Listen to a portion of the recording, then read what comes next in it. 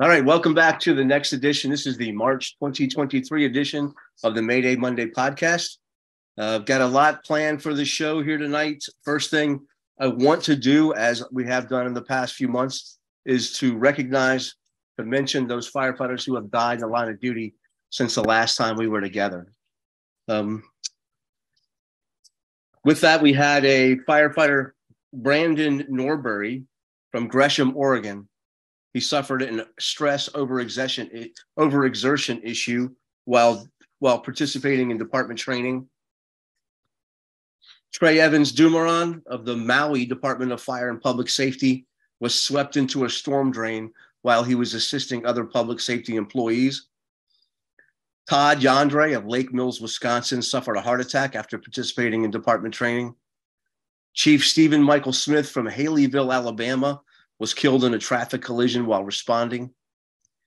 Ethan Quillen, a volunteer firefighter lieutenant from Paw Paw, Michigan, was electrocuted while he was clearing debris and trees from an ice storm, and a tree collapsed, causing a power line to strike him. Paul Cloutier of Webster, Massachusetts, died of apparent heart attack while responding to an emergency. Apparatus operator Ricky Hill Jr. of Flint, Michigan, suffered a medical emergency while battling a trailer fire. And Jason Arno of the Buffalo, New York Fire Department was killed while fighting a commercial building fire. So as we do each month, please think about these members over the next weeks, months, years. Think about their families, their friends, their fire departments who are suffering in this time, and be with them. So far, that was a big amount, a large amount of firefighters killed in the month of February. Again, we started this month off with the death of Jason Arno from Buffalo, and I'm sure everybody in the fire service has watched those videos and that stuff that's coming out of Buffalo, and a very tragic incident there. Jason was a young 4-year member there. Sounds like a bright guy, like we've seen with a lot of line of duty deaths. So just think about Buffalo and what they're going through. So again, this month, this one's been a tough one to get together. Over the last year or so, I've seen each of these guys, and Chris specifically has reached out and said, hey, let's talk about Bret Tarver and the Southwest Supermarket. Last year, I said, hey, Bret, I said, Chris, when it comes around to March, let's get together. Being the good guy that he is, and probably not as much on his plate as some of us, because he's retired now, is he called me and said, hey, Tony, whenever you're ready, we can do this. So this is awesome, right? I love to have time ahead of the Mayday Monday. It becomes, a lot of this stuff comes down to the last minute. We're trying to jam it in. Well, all these guys are like, yeah, I'm in. So I'm thinking I'm ahead of the game. Well, then trying to juggle 4 schedules. And here we are. Tonight is March the 5th, which, by the way, is my 29th wedding anniversary. So men, if you see Heather, see my wife, thank her for allowing her to give some time to the Mayday Monday on our 29th wedding anniversary. So tonight we have a wide selection here of people. We got Dennis LeGear from Oakland. We have Chris Stewart from Phoenix, and Keith Stakes here from suburban Washington, D.C. So while it could take up a lot of the podcast, if you would, just give me a quick introduction. Tell me a little bit about who each of you are. So if these people were under a rock in the fire service and don't know who you are, maybe they will find out who you are. Chris, will you just a brief introduction? Yeah, you bet. My name's Chris Stewart. As Tony said, I retired from the Phoenix Fire Department back in September of 2022, just shy of 32 years. I left as a deputy chief, working in a bunch of different positions. Probably the one I appreciated the most was my time as director of training in Phoenix. I was working in the Phoenix Fire Department when Bret Tarver was killed in 2001. In fact, I had been a company officer for all of 11 months when this happened, and then was fortunate enough to participate in the recovery process afterwards. So I feel like I have a little bit of a firsthand understanding. I was not at the incident. It was a C shift incident. I was a B shifter for a long, long time. However, participating, I actually went in, I relieved one of the companies that ultimately got Bret out. I relieved the officer there and that night. So I got the firsthand information, and then I've got information about, the process and how we went through it and really what we're doing with it today, quite honestly. So I'm thrilled to be here. I appreciate the opportunity. No, again, Chris, I can't thank you enough for knocking on the door and saying, "Hey, don't forget, let's talk about this," because this is an important one. Dennis, I saw you getting ready to talk, so go ahead. A brief introduction, Dennis. I like how you emphasize that. Captain, retired from the city of Oakland, California.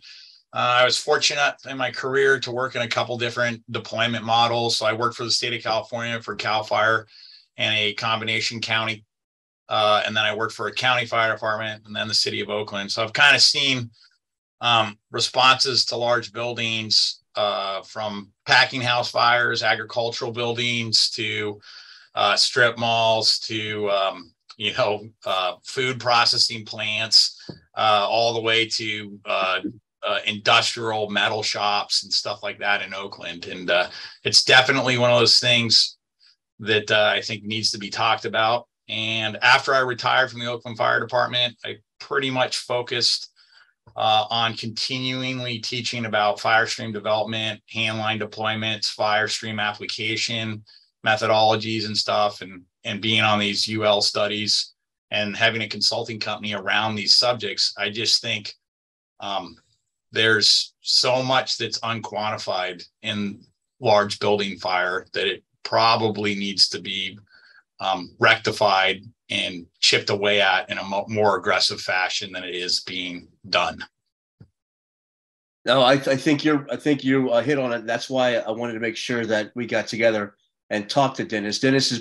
We've been working, trying to get some other fire departments to come on and do the commercial building discussion. And perhaps we can have a sidebar Mayday Tuesday or something on that one day.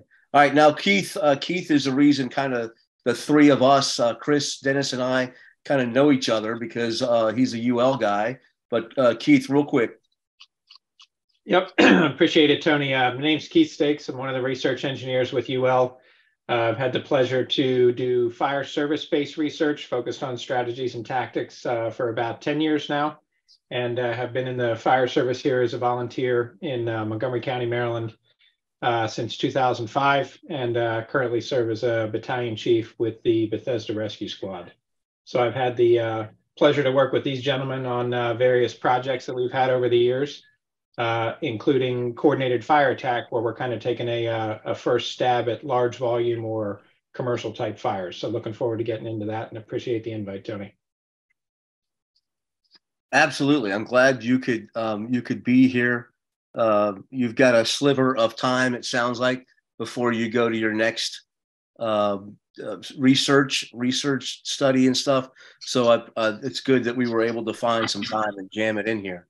So commercial building fires, I've been wanting to talk about it. It's such a rare thing. I can tell you, I was raised on a department where we fought every fire the same way, right? Every fire was a row house fire. So giving some attention to this topic is good. And with the anniversary of Bret Tarver, this gives us the chance a little bit more. Let me get this up here. This is what we're going to kind of touch on here with, where's my PowerPoint? There it is. So this is this month's posting. Will go out for on the fire engineering tomorrow and for you to see. And it kind of touches on, again, the decision-making matrix, if you will, of when to pull a 2.5. And it's kind of dedicated to the memory of Bret Tarver. While, again, the fire attack wasn't necessarily the issue at the Southwest Supermarket, it definitely is going to be an issue with commercial building fires. So as you think about your attack, your plans, there's some things that can maybe help you with the decision making on when to pull a 2.5. And we'll talk more about that later. But let's talk about Bret. What I know about Bret was at the time of his death, he was 41 years old. He was born in California. Before coming to Phoenix, he served with the Sun City Fire Department. Is that close by there, Chris? Yeah, it's just on the outskirts. It's part of the regional automatic aid system here in Phoenix, and just in the kind of the southwest corner of that. And what I gather from reading about this tragedy and his life and times was that he was a devoted family man. At the time, I think of his death, he was building a corral at his house because his kids and his family were into riding horses. Married to Robin, and kind of what strikes me and kind of tears at my heartstrings is 3 daughters, Rachel, Sarah, and Caitlin. As seems like a lot of guys I know, we all are blessed with daughters. So Bret was as well. Chris, any insight, Bret? Again, I know you had been on the department a little bit, and it's probably a pretty big place down there. Yeah, no, absolutely. I was very much knew Bret. We were not tight, but we definitely knew each other. We're of the same generation in the Phoenix Fire Department. I think he might have come on a year or two behind me, and that was kind of, we were both at the beginning of a big hiring wave for the city of Phoenix. So we had a lot of shared experiences from the training academy, recruit training staff, and what we learned and how we learned it. Coming in on the Phoenix Fire Department, he ended up working on Engine 14. Where he was assigned this day. And he was a well-known guy. He was a big, powerful firefighter that people would, be very excited to work with and especially go to fires with, because you knew he was competent and really happy to go to work. So I see in this photograph, that's actually his recruit training, his picture that we published of all of us, when we graduate from the academy. So that's his recruit training picture. And I got a chance. In fact, now I work in a small fire district just outside of Phoenix, or on the edge of the Phoenix automatic aid system with the guy who's my fire chief now was actually a recruit training officer in this class. So he knew Bret very well. So we're all connected in some way to it. So I know Bret was a paramedic. Were all of you guys? Did you go through paramedic school? Did you get hired as paramedics when you came on? So actually, Bret did get hired as a paramedic, and that wasn't super common for us at that time anyway, because we had our own paramedic training program. I was a paramedic for quite a while in the Phoenix Fire Department. I took my entrance test and went to medic school with a couple years on the job. And he's one of the folks that actually started out as a paramedic because I think he had been trained as a Sun City firefighter as a paramedic. So coming over, that was just one more reason to pick somebody up like Bret. Besides who he is, the skills that he brought with him, that was a big get for the Phoenix Fire Department. Is everybody medics? So at the time, no, we probably had maybe 50% of the engine companies in the system were paramedics. The rest of them were ALS. The other 50% were BLS companies, and all the ladder companies at that time were BLS companies. But we are a fire-based EMS system, so we're all going on the calls or on the EMS calls. He just happened to have been a medic fairly well since the beginning of his career in Phoenix, and was equally a good medic as he was a firefighter. Yeah. So let's talk about the Phoenix area. I visited there, as you know. I tried to get together with you, but I think you were out somewhere enjoying your retirement, because it was right after you retired. I think I came out. Yeah, exactly. So yep. you took some time off. Phoenix, capital city. I know that interests you, Dennis. 1.6 million people in the population. Now there's a metro area, and I have a picture of the metro area, like you were talking about, which 4.8 million, which the city is 517 square miles. That's a pretty big city. It was settled in 1867, so it's an old place, confluence of the Gila and the Salt rivers. And if you think about it, which is something I've done with the Mayday Mondays, is the density that I like to compare, which Phoenix is 3,100 people per square mile. Where I was for 29 years is 11,000. Where I am now, 65 people per square mile. So it's interesting to to compare that stuff with, and then of course, you have the respective fire departments that respond to those areas, and Phoenix does a good job of having a lot of resources. Yeah, so our metro area is what we call our automatic aid consortium. And so we now have, I think, 28 municipalities in our automatic aid system. So essentially it's a boundaryless system with two separate dispatch centers. Mesa dispatches, I think, for 5 departments, and then the rest are dispatched from Phoenix. So it acts and behaves as a large single fire department, although there's individual leadership within, and we all work under the same standard operating procedures and the same communication model and all of that. So it's a unique system. So with that, is there some tanker areas, some rural water supply stuff that you have, or tenders, I guess you guys call them out there, right? Yeah, so there are in some of the outskirts, and then in some of the areas we have big preserve areas in the city of Phoenix. The city of Scottsdale has huge preserve areas that are public lands, but they don't have hydrant infrastructure or anything like that. So there is some small portions of unincorporated parts of Maricopa County that our departments and districts protect. So in those areas, probably far less than 10% of the overall area of the system actually has some tender operations where tender operations are actually necessary.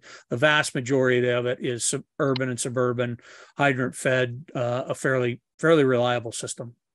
So you see the picture there on the right of, that's the city proper, right? Correct. And those are like neighborhoods in the city?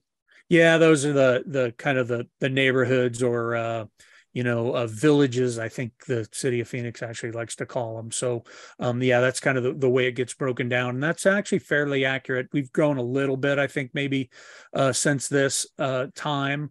But since we have so much space, we haven't had the need to build up. We've been, this perpetual, and I'm a native of Phoenix. So the entire time my entire life, we've been building out, and it's just now getting to the point where they're starting to build up. For the vast majority of my career, we had maybe 200 high-rise buildings in 520 some square miles. And I would say that number has probably increased by 30 to 40% in the last 3 or 4 years alone, or maybe more. Let's say the last 5 years alone. So we're actually starting to become a city that's got a little bit of elevation as far as residency and commercial occupancies, and then we've got this boom of this platform construction, mid-rise, wood framed that. Is going to cause a lot of consequences for Phoenix firefighters someday when we start experiencing fires in those occupancies. So I was there at the at Blue Card. Where is that in what neighborhood is that in? So that is actually in probably the border of the Camelback East and in Canto areas. Well, way down there. Okay. Yep, exactly. Yeah, all so right, that's over on 8th Street in Osborne. Let's talk about the fire department. So about 2,000 members strong. That includes, I guess, maybe your office staff and your operational people? Yeah, so right now the firefighters are sitting about 1,850, I think was the number they told us the other day. And then support staff is around 400. So we're probably, 20 in the neighborhood of 2,200 total members. I think we're up to 66 engines. They'll be adding 2 additional engines here shortly that were approved in the last or in this year's budget and last year's budget. We still are probably what I would consider, and maybe most people would consider, understaffed with 14 ladder companies. We have 3 heavy rescue companies that we call squads in our system. I can't necessarily tell you why we call them that. And then we have since we are a large fire-based EMS, we have 36 total ambulances.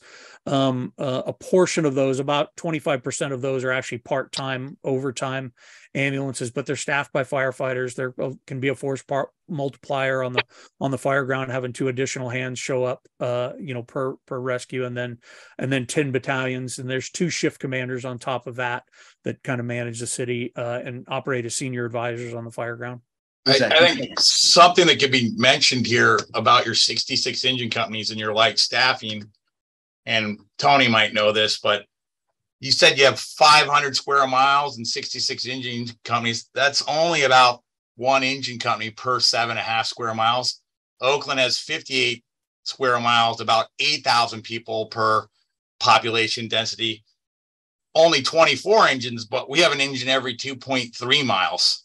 So I look at your system and you get a couple engines out, it's not like, to me, it's like a rural response. It's going to be a long time before an engine gets on scene. Well, it looks so they're struggling right now with it. Is that why you've doubled up a couple of firehouses with 2 engines in them? Part of that has been volume, incident volume, as well as we call those second engines adaptive response. So essentially, they are used to fill gaps in the system for training, for large incidents. They become essentially a mobile, an engine company that you can actually move to another firehouse and fill in while they're out training or running large incidents or big responses that require a lot of resources. So if you in the Phoenix area right now, there's a big push for staffing, from response times to the volume of firefighters to the call volume. The city of Phoenix had our busiest engine company, I think, was right at 6,100 runs this past year. And then these guys here, by the way, these guys were the busiest. Yep, that's engine 7, folks. Yeah, and then we had over 50% of the department was 4,000 runs or more. Our busiest truck company outran 3/4 of the engine companies. So the system's getting busy. And over the last 10 years, the response in growing the fire department and the response system has not matched the call volume and the need that the community's putting on the system. So they're busy at the political and policy level with the city, working on trying to figure this out. But as always, money's in the way.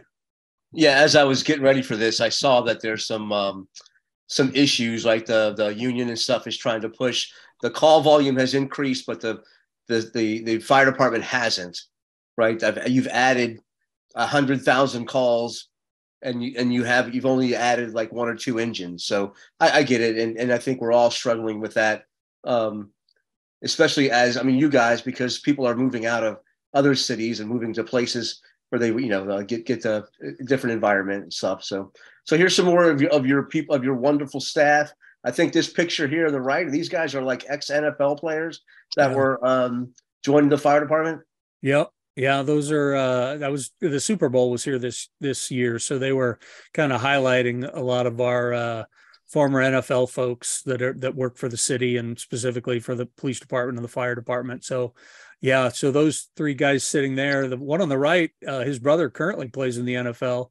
And then that big Mark Tucker in the middle, and I think that's Chaz Schillens on the left. They were all real deal athletes and really good firefighters now. Real deal athletes. What about real deal firefighters? Well, they have turned into real deal firefighters. Good. All right. Let's get down to this. This month, March. We are seeing it has been 21 years, 22 years since this incident happened at the Southwest Supermarket. Real quick, the building was built in 1956.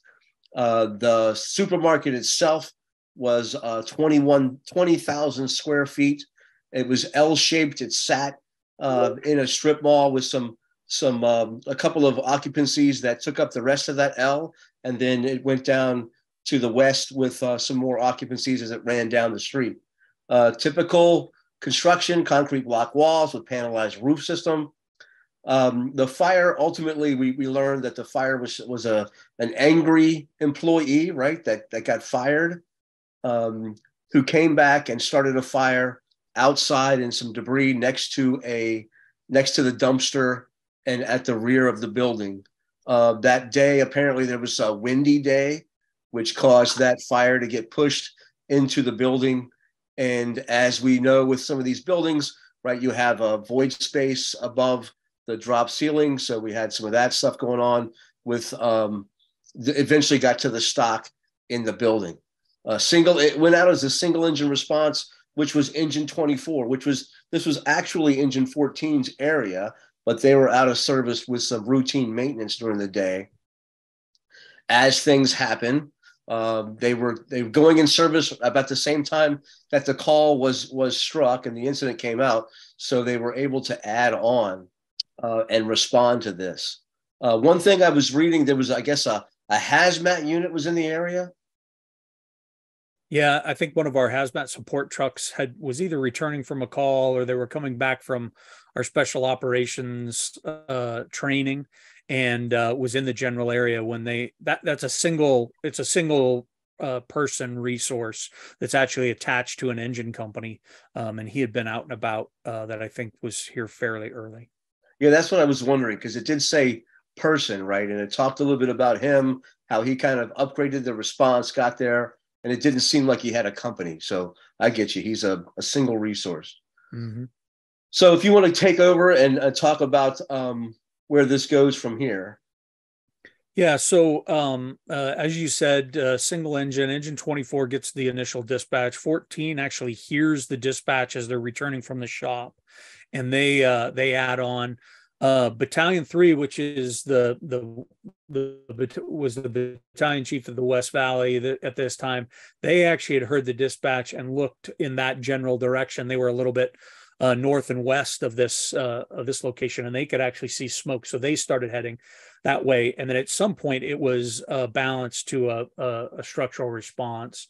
So adding an additional engine and a truck company, which was normal in that time. And as you said, the fire had been purposely set on the outside of the building in some cardboard, some stacked up cardboard on the outside.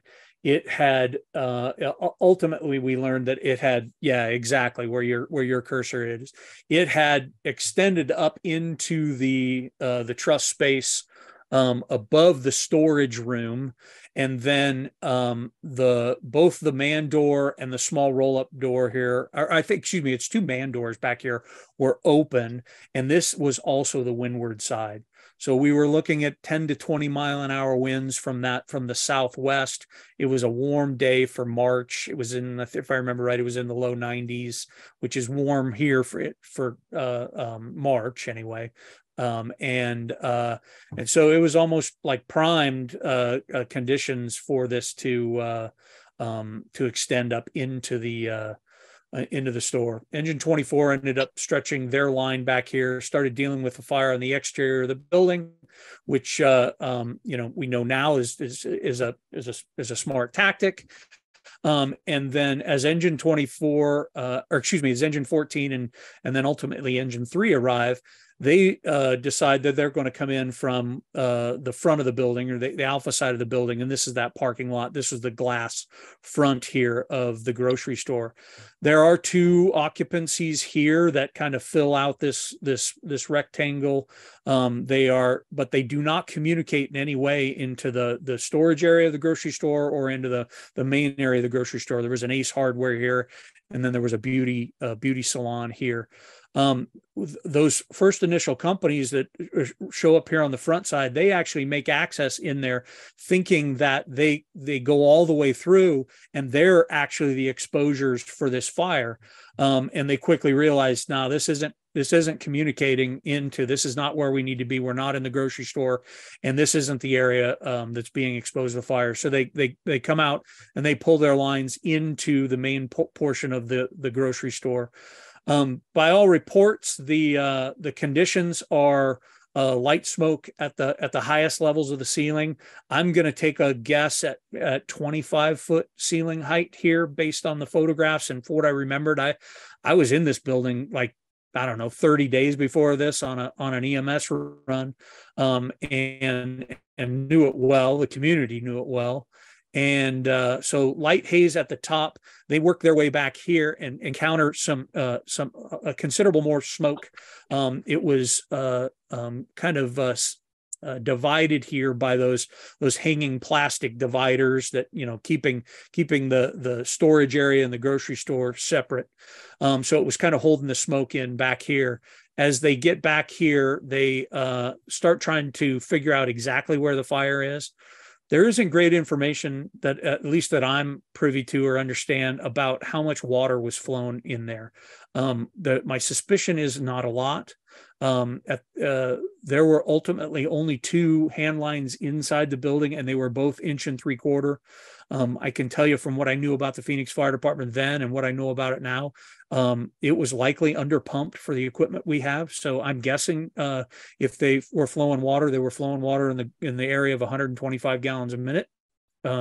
We had just moved from 1.5 inches to 1 3/4 inches at this point, and I don't think we were quite savvy as to what we needed to be doing from a water volume standpoint.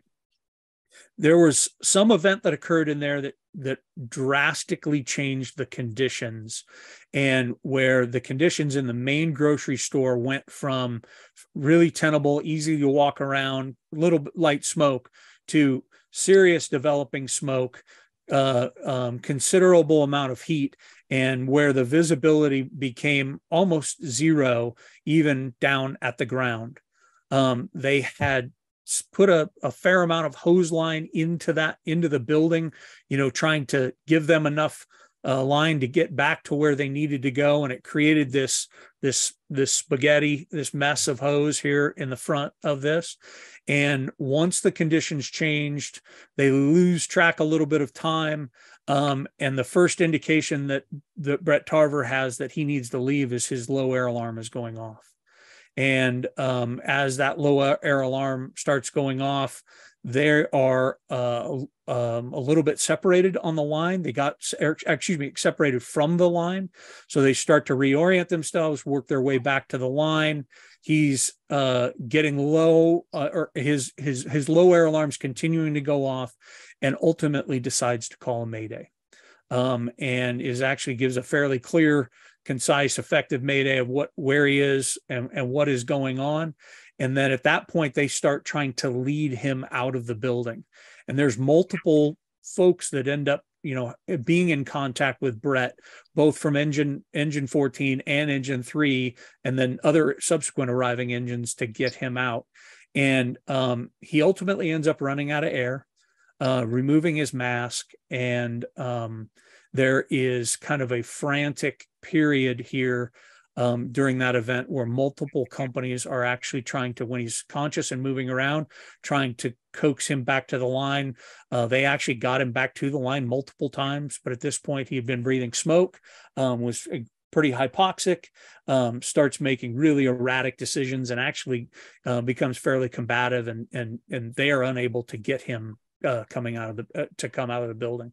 When he's ultimately found, he essentially only has his bunker pants and t-shirt on.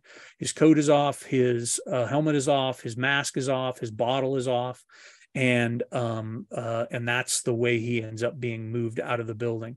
So initially, they had been trying to bring him out on the lines that came in from the front side, the Alpha side, and then as they had an idea of where he is, he was actually in this meat cutting area when he became unconscious, and then crews began working in from these entrances from the south to be able to get him and then move him towards the south to come out of the building. This whole back area was full of grocery store stock, some of it stacked firefighter high, And it became a really difficult operation moving him out of the building. He's like a 300-pound wet bag of jello that just is incredibly difficult to move. They said multiple times it just felt like he was nailed to the floor. And then, so I think it was a total of 6 companies had their hands on him from that south side, ultimately being removed by Engine 6 and Ladder 1 to the exterior. During that time and during the rescue, there were a total of 12 additional Maydays by individuals who had been working inside the building to get him out. Multiple folks were running out of air, and it wasn't until we put a sector boss or a division boss, we would call it now, in place here on the south side. We really had companies working free will in and out of the building, self-assigning, trying to manage this rescue. So John Thomason comes out of the building in respiratory arrest, and fortunately is revived. He's actually still on the job today. John and I worked together right up until I left. And then multiple other folks inside that building were on the verge of losing consciousness and respiratory arrest as they're making their way out of the building, just simply from working on attempting to remove him. So we've got an overall elapsed time of when Engine 24 arrives at that 1654 time period till about 20 after 6, he's removed from the building. So that's a considerable amount of time. I know in the evaluations and in talking with multiple folks, the guy who's the senior advisor for this incident is a really close friend of mine. The guy that was a support officer for this incident is a close friend of mine, and they are completely dumbfounded and amazed that roof remained intact for the entirety of this event, and that we did not kill anybody else. We darn near did, but we didn't ultimately have a dozen firefighters die because of the conditions and because of the lack of, I'll say, effective management of how the rescue was going at that point. So at this picture here at the bottom right, is the rescue going on at this point? I say, was during the rescue, were there conditions like this? Were there conditions like this in the main part of the supermarket? Yeah. So one of the things, and we're gonna get into it. We've got the right guys to discuss this here. Is and you can even read in the report. So let me reference the report. So the Phoenix Fire Department, under the leadership of Alan Bernasini, immediately after this event said, we're going to figure this out, and took complete ownership of it and said, we are going to solve not only what happened, but why this happened. And we are not going to have this happen again. So over the next year, through a well orchestrated process, we developed this report that actually gets published 2 days shy of the 1-year anniversary. And in that report, in the back end of that, there is some recommendations from that, and some of those recommendations are rock solid today that we absolutely got right, and some of them we absolutely did not understand ventilation, and so what we recommended after this was more ventilation. And what actually occurred at this incident is during the rescue, we had truck companies take out virtually all the glass on the front of this grocery store, as well as a truck company on the roof attempting to just put in as many ventilation holes as they possibly could till they just couldn't ventilate anymore. All under this idea and auspice that we were somehow going to improve the conditions by increasing the ventilation. And what we know now is drastically increasing the exhaust openings of this building. And we got that thing to flash over. We got the main compartment of the grocery store, I'll say 3/4 to 80% of that grocery store, that's the main part of the grocery store, to flash over, while we're working to get him out of the back storage area that had not flashed over at that point. So that was definitely, it was the inlet side that they were working from. They had that going for them, doing the rescue with the wind at their back. But it was ultimately created those flashover conditions there in the front main part of the grocery store. So most of the effort was concentrated foot wide steel man door and the 6 foot wide steel roll up door? Is that where the Correct. rescue was happening? Yeah, the So, like you rescue say, actually. this was the. Go ahead. Yeah, the rescue is actually being managed through the 3 foot man door.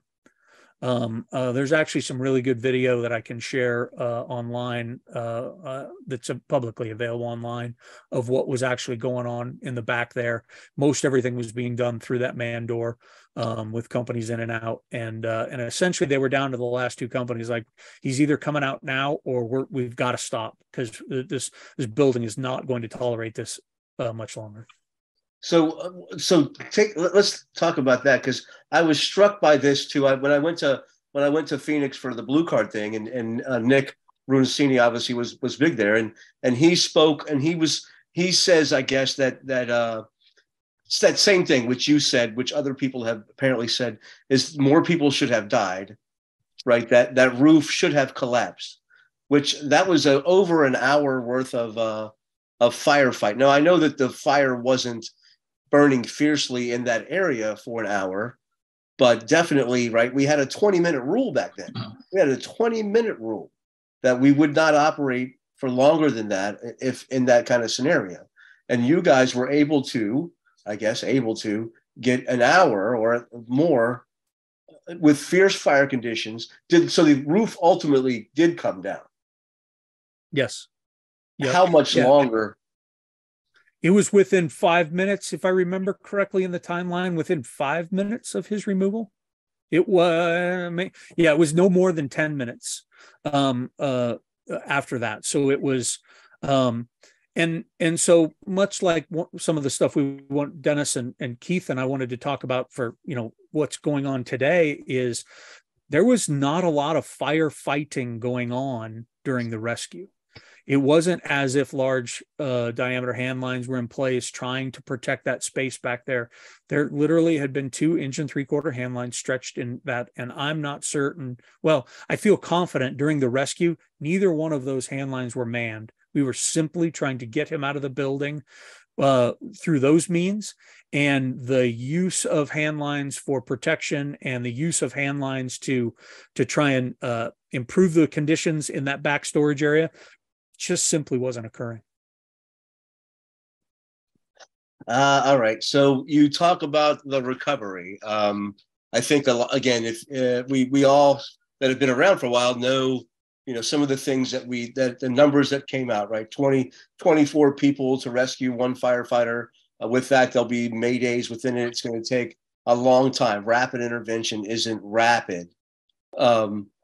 One of the things that I saw that people talked about was a Tarver drill. Can you touch on a Tarver drill? Yeah, so it was actually something that we put in place in recruit training, because it had never crossed our minds that attempting to rescue one of our own would be as difficult. I think the simplest way is if one of us went down, we had the mindset, obviously not a mindset, what we know now that was based in any level of reality, that if somebody went down, we were going to pick them up and take them out. And it wasn't going to be that big of a deal. And that's what we were going to do. We learned that that's not reasonable, and that's not the way this occurred. So the idea with the Tarver drill is to at least present a little bit of experience with significant conditions, dark conditions. It's difficult we don't do this under fire conditions, so it's difficult to introduce the heat part of that. But a firefighter that you truly in low visibility have to locate, package, maybe at first might be a little bit combative or a little bit resistive to being rescued, and then ultimately packaging them up and then removing them from the building in a manner in which it takes multiple companies. So there's actually a pass off and a handoff and communication from crews on the inside and or coming from the outside in to remove him or to remove the victim. And idea of a natural help order. So the first person that's going to try and solve a Mayday, if they can, is the individual that called it. they're going to start working on managing themselves. Then secondarily, that person's crew, they are going to likely respond to the Mayday and try and support them. The crew's working around them in that interior position. And then the last group in that help order is from the outside in, to maximize that help order in trying to solve Maydays. That none of it is rapid, and none of it has any guarantee of success, but maybe that does improve it. And like I said, Project Mayday has proved that now. It's over 90% of Maydays are actually resolved by crews already inside the building, with less than 10% of them coming from the exterior. So the prevention part of it, and then having a reasonable understanding of that natural help order when it happens, it becomes a pretty big deal. So the natural help order, when someone hears a Mayday on the fire ground and you're like, how can I be part of this natural help order? I think the new engine book that Lieutenant McCormick was heavily involved with, and the FDNY, and it's in the residential section, but this kind of is a alarm bell for me in these commercial buildings. It says, when there is a true Mayday occur, or a loss of water, for example, I think that's the way it's worded in there. For like an engine Mayday, that's not a personnel Mayday, you lose water. It says no additional ventilation shall take place.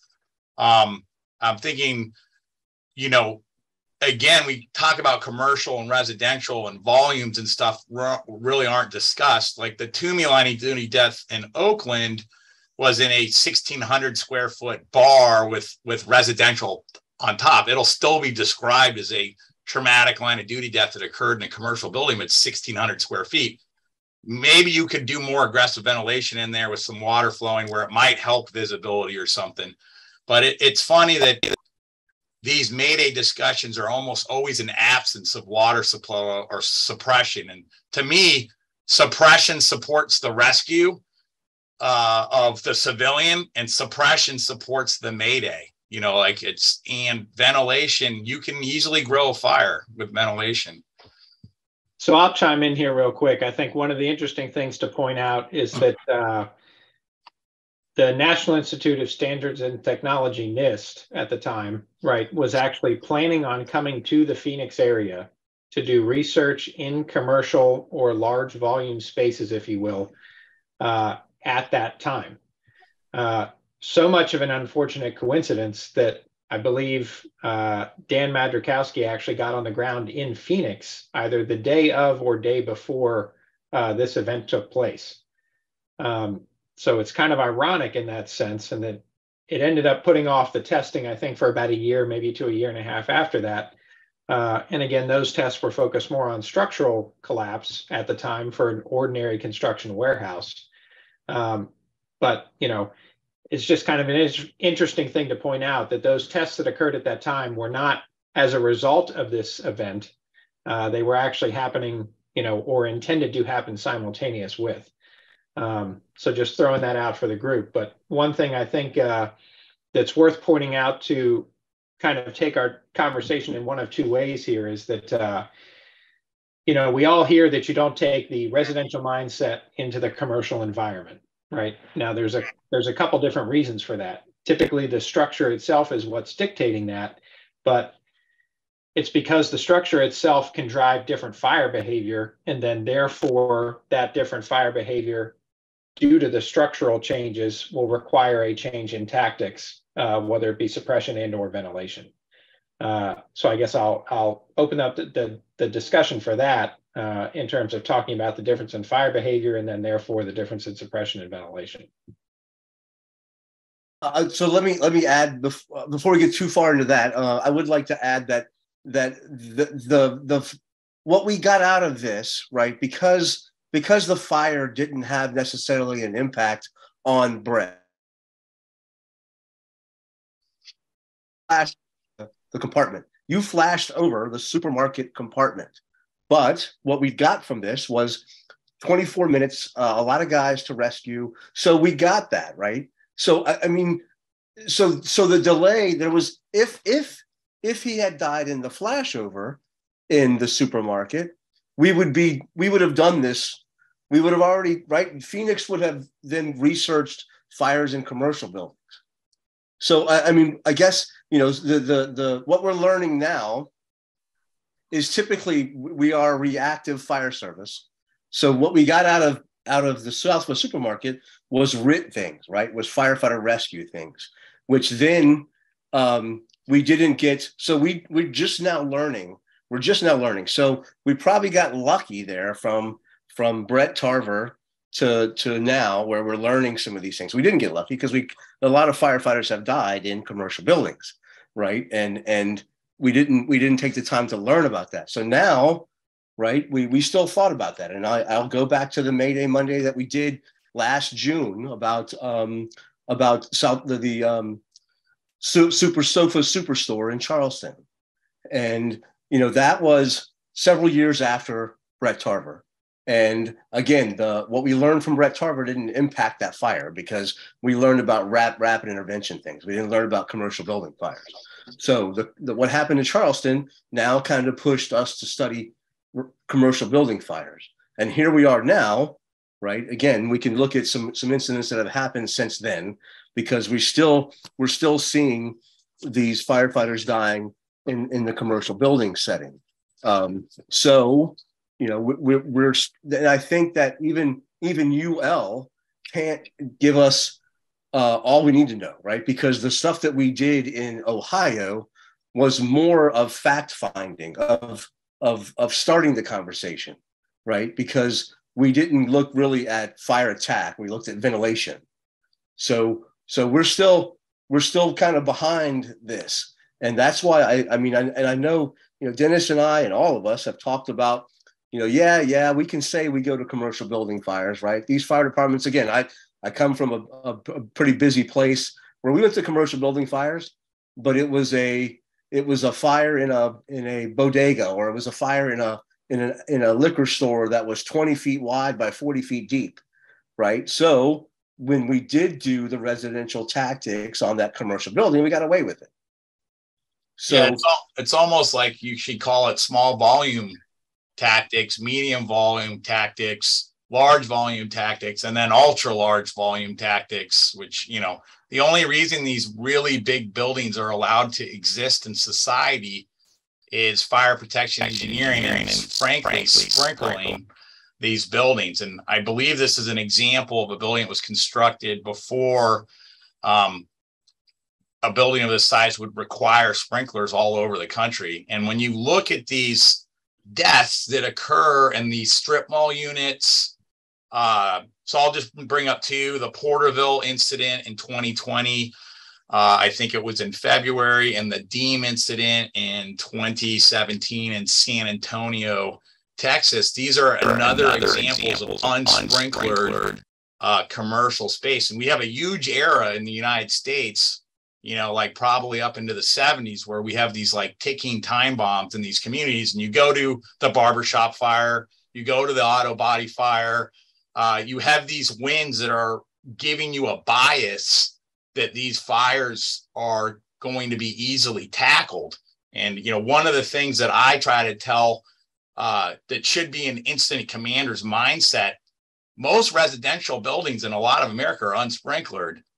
And if you're going to a commercial building and it's not sprinklered, most commercial buildings in America are sprinklered. That's the first flag. The nearest nozzleman's not on the job, right? All the new commercial buildings have a nozzleman already assigned, you know, to go off when the fire occurs. So that should be the first red flag that we're going to have to treat this different than a private dwelling fire. Well, Dennis, I think you bring up a good point that commercial is not commercial, right? And that a single story, 15-foot wide by 45-foot deep deli with a 2-story wood frame apartment on top of it is not the same as a 40 by 90 commercial strip mall with a 15-foot ceiling and a drop ceiling below that, which is not the same as a Home Depot, which is not the same as an Amazon warehouse, right? And one of the ways that we've tried to differentiate this in starting to explore this in the research arena is based on volume size, right? So square footage certainly plays a role, but just as important as that would be the ceiling height and then ceiling type, right? So ceiling height meaning how much from the floor to the drop ceiling versus how much from the floor to the deck itself, versus how much from the top of the entry door, for example, to the deck itself. And then obviously ceiling type, getting further then into the tactics, driving what type of suppression method you would need. But I think it's definitely worth bringing up and talking about commercial is not commercial is not commercial. And it probably should be less about the occupancy and more about the square footage and volume of the space. So is that really because of the amount of gas that can fill that area, right? I guess, again, I mean by fire gases, right? Because that's the real killer, right? I mean, the contents, yes, are going to burn, but whatever it burns in there is going to produce this fire gas, which is then going to be, can be a couple temperatures away from, or a couple of percentages away from its explosive limits to being too rich or too lean to burn. Right. So on that note, basically the larger the square footage and the higher the ceiling height, which again would drive a larger volume, the fire can basically start to outpace the ventilation it has available, right? So the fire is growing at a faster rate and approaching flashover of a certain spot within that opening or within that open space before it ever really knows it's in a building, right? So if you want, I'll go ahead and share my screen. If you want to drop down that, and I'll go ahead and share. So while he's talking or looking for the slide he's looking for, I think there's several advantages to me being a wildland firefighter before becoming a structural firefighter. And one of the things that I learned is that I want to apply water to preheated fuel. So if I'm walking through grass, I want to use my water to create a defensible space before I get to the spot of fire. And I kind of look at these commercial large volume fires as it's a grass field that exists inside some sort of volume, right? It's like a fuel package that doesn't realize it's inside a compartment. So you can have a fuel spread fire that essentially consumes its ability oxygen wise. And now you have this ticking time bomb that's in there where the majority of the grass is preheated and the grenade's been set and the pin's been pulled, and essentially poking holes at it without applying water is setting up for like a rapid, not a flashover, but like a flame front that could move through there much quicker than a firefighter could self-evacuate. But I think Keith was going to get into this in a more scientific way.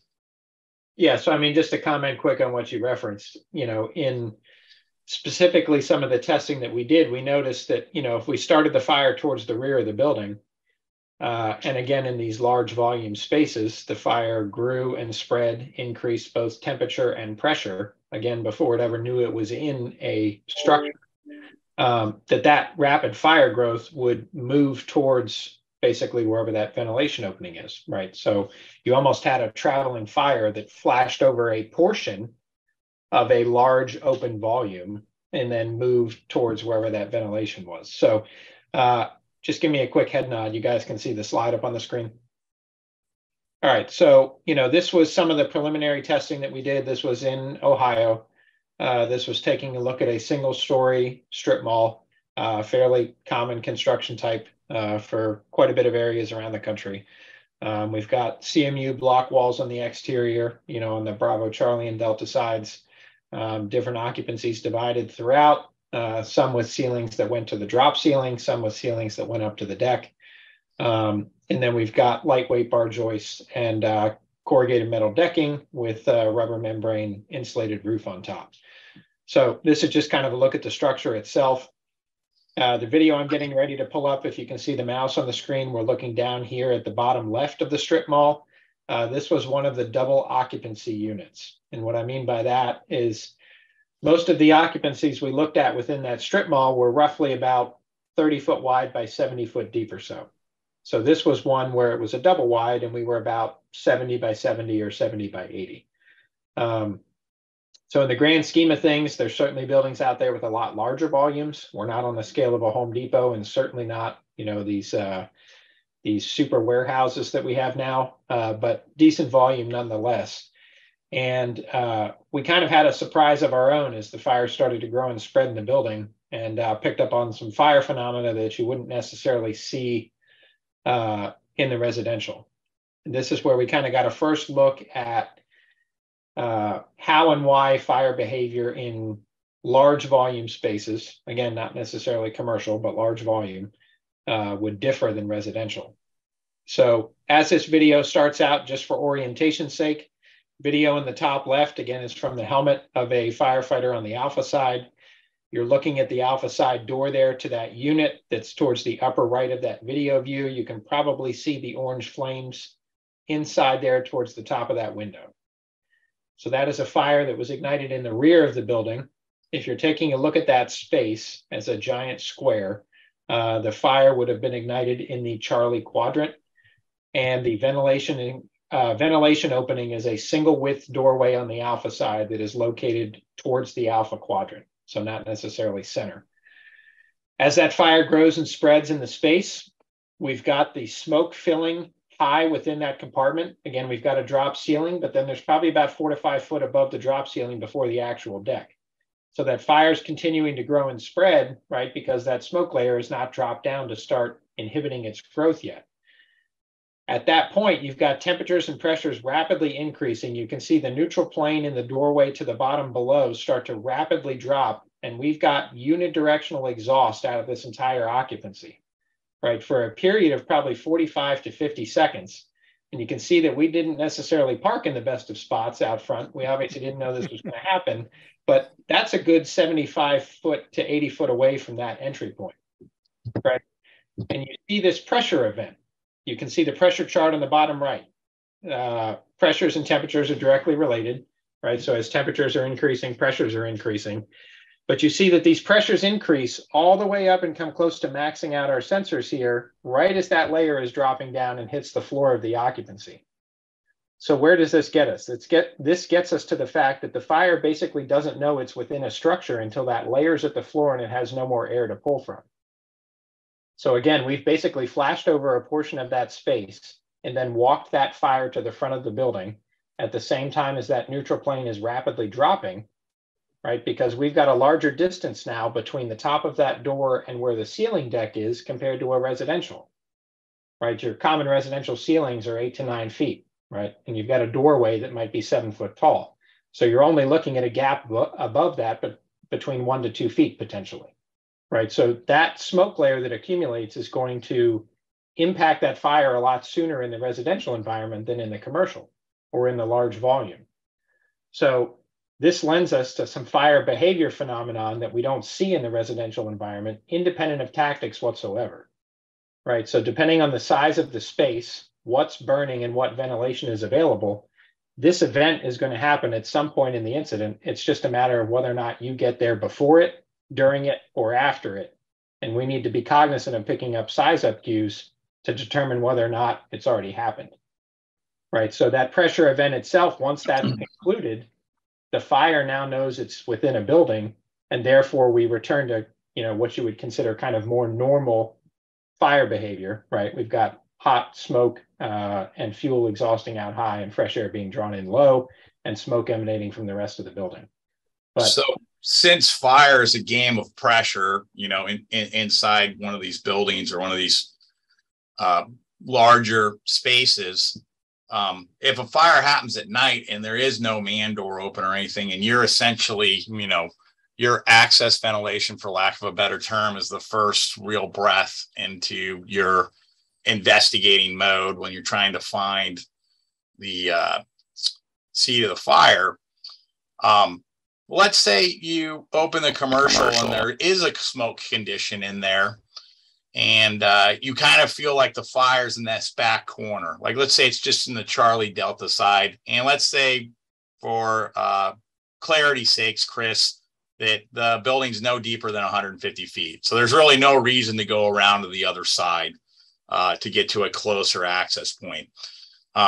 Door control in the residential setting, to me, when the hand line goes through the door, I am one of the people in a private dwelling think there's almost no good time to do door control if you have a charged hand line going through the door, except for wind impact and going to the floor below and some other red flags. To me, we haven't really talked about this in the commercial. To me, this event has occurred. The fire has entered some sort of decay, and the gas pedal of the door here, to me, can be high horsepower, very significant. Like leaving that door opens like smashing your foot on the accelerator and leaving it down. And your hand line might not have enough suppressive capacity to deal with the end result. Is that crazy talk, Keith, or does that make sense? No, it completely makes sense. So let me hit you back with a couple things. I'll talk on the door control real quick first. So just so everybody's on the same page, what Dennis is talking about here is that door control in the residential environment really has a place when you don't know where the fire is located, right? So you pull up and you've got a residential home that is showing smoke from every orifice, but you've got no fire present and you are inside trying to figure out where it is. Door control is obviously imperative there. You're not trying to add more fuel to the fire. Limit that ventilation, figure out what's going on, use your thermal imagers and go. When you know where that fire is located, you want that door fully open, right? Because as we talk about suppression in the residential arena, we're focused on flowing and moving, taking control of space, bringing in fresh air behind the line, improving visibility and survivability, and therefore you don't want to choke that fresh air intake off, right? So when the bail is open, the door should be open, basically. In the commercial space, door control would go along with differences in tactics with suppression, right? For suppression in the commercial environment, we're not focused on taking space to make space and improving survivability behind the line. We're focused on trying to figure out how we can get water to burning surfaces, right? So I don't want to dive too much into suppression yet while we're still talking about fire behavior, but door control in this environment, again, and not just door control, but limiting ventilation, is key so that we have the time and the ability to get water on what's burning. So now that we covered door control, let me bring up this video real quick. In Dennis's scenario of a fire in a closed occupancy, all right, so the front door is closed, could be daytime, could be nighttime. That fire has grown and spread throughout the building, the layer is accumulated. At some point, it has dropped to the floor and you've got a smoke condition throughout. Right, so if that layer is dropped to the floor, it's already gone through its pressure event. So this video I'm about to play here is actually from earlier in the series, before the last one I played. We hadn't put 2 and 2 together that what happened here was the same phenomenon we saw later. But what you're seeing now is smoke emanating from around the HVAC units on the roof, some leakage from around the deck area up top, and the fire is in the basically center of this structure, echo quadrant, but towards the rear. And what you can see right here is the smoke starts coming out the front of the building. The pressure within inside that space actually grew at a quick enough rate and reached a high enough value that it depressed the panic bar on the front door of this occupancy, opened the door to that space, and basically burped itself, right? So as that fire grew and spread, temperatures increased, pressures increased. As the pressures increased, right, they started to expand. They opened that door. It took its breath, basically, of exhaust, started to relieve itself. But then immediately that layer hit the floor. It started to be ventilation limited again. And then we came up and re-secured the door. So the thing I'll finish up with here is once we had reclosed that door, we waited for about another 15 minutes before we ever did anything. Again, this was one of our baselines, right? What's the fire doing in this building independent of us? So we waited about another 15 minutes, watched the temperatures drop off, watched the pressures drop off, waited until things looked about as cool and non-eventful as they could be, right? And then we introduced ventilation into that space by opening that front door. No other openings throughout. We opened that front door, and within about 2 to 3 minutes thereafter, we started to see temperature increase, again, back where that fire originated from. So, it's kind of twofold here. We want to be limiting ventilation. We need to be cognizant of when we're coming into this and whether or not that pressure event has already happened. and then be aware of the fact that even if it's been a period of time, that there still may be some juice in the building to be able to support further fire growth. So would it be safe to say then that the only reason to ventilate, open the front door in this instance, is to flow water? So the plan should be you're flowing water as quickly as possible once you've created that ventilation opening on the front. There shouldn't be any period here where we're opening just to see what happens. We should be opening it for a distinct purpose of attempting to change that environment with an appropriate volume of water early on, and then try to minimize what's actually happening in there. Am I connecting that right? Yeah, that's absolutely correct. And I would say it's not just access to the front door, right? It would be any type of ventilation, period. Whether that's ventilation of the front windows, opening of a rear man door on the Charlie side to look into the occupancy, that should come with water application, right? So there are some fire behavior similarities that come from residential into commercial, right? And it's because they're physics driven, right? This is facts, not opinion. And that is that if you take a fire that is ventilation limited and provide it more ventilation, you will experience fire growth. So those kind of principles carry from residential to commercial. We just need to respond to them differently, right? And when we make that ventilation opening and apply water, it's not apply water and take all the windows as we go, like it might be in the residential setting as we're trying to improve survivability, right? We're dealing with a problem now where we need to figure out how to get water on what's burning where the structure is fighting against us. So this is an interesting point here, and Keith might remember this from the setup. I happen to be at some of these burns, and like this is a non-commercial fire, but let's think about the Back Bay fire in Boston, and the board of inquiry there, they said, oh, it was wind impacted from the Charlie side. We didn't have a really good engine back there early. One of the responses the Boston Fire Department had to that globally in their system was to add an earlier engine to alleyway fires in their thing. Now, Tony's nodding his head because DC's an alleyway city, and they always get an engine, actually 2 engines are to the address side. So when we were setting up the safety line here, it was a little hard to get an engine back there, but if you're a fire protection engineer, you'll notice a lot of times they put hydrants back there, and the small outlet on a hydrant's called the hose outlet. And I went over there and measured the pressure on the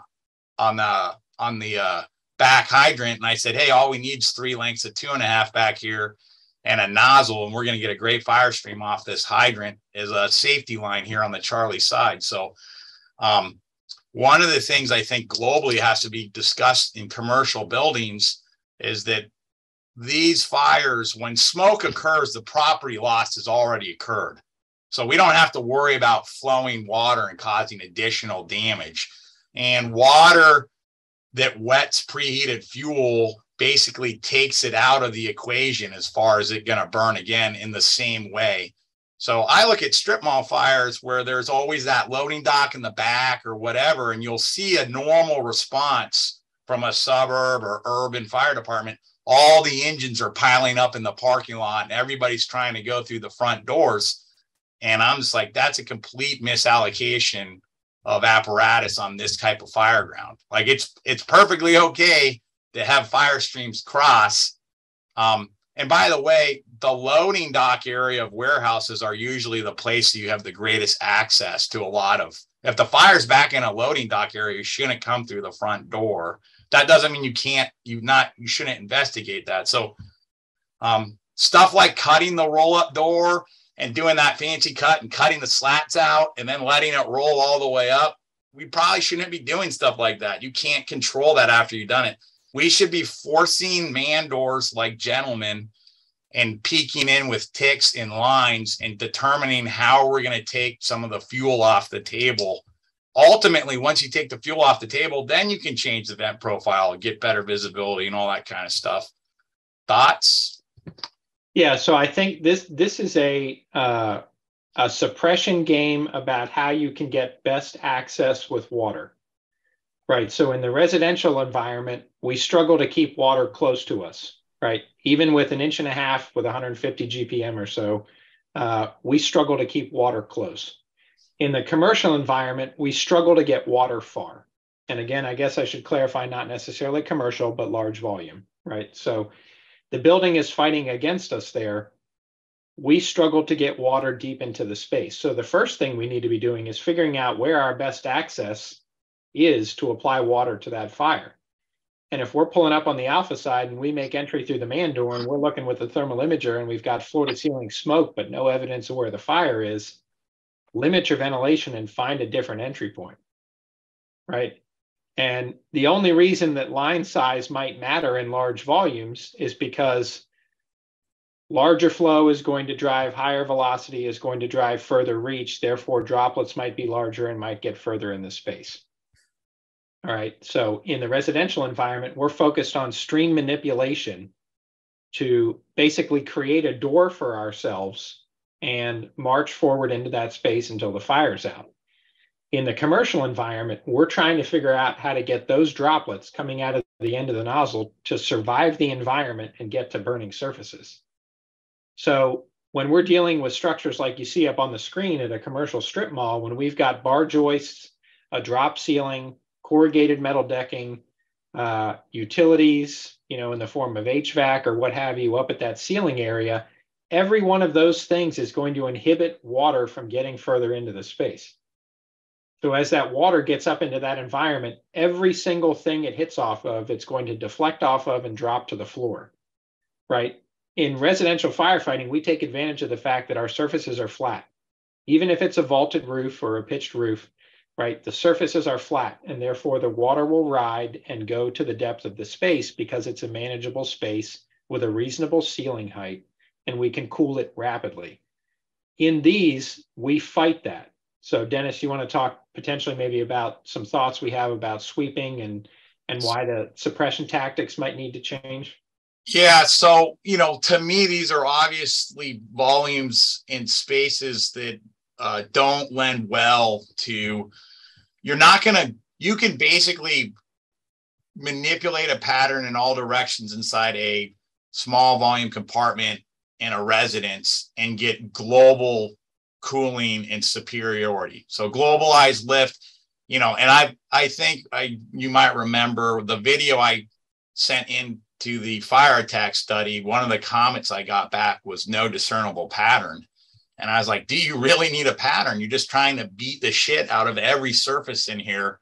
And my experience in really bad residential fire is super low visibility. And I don't want people guessing if you're near the fire, hey, is it the couch on fire or the bed on fire? I'm like, there's enough water in the line to take care of all of this at once. So like, I'll worry about aiming once I have a better idea what's on fire. I think here in the commercial thing, you have to put some deeper thought into the way your water is going to interact in this space. So I made a note here, building geometry. Like I just taught a commercial application class outside of, where was I? I was outside of Seattle at the end of December, and the building we had was narrow on two sides and had a really wide side. It was like an auto body shop with multiple bay doors, and they happened to have man doors on each end.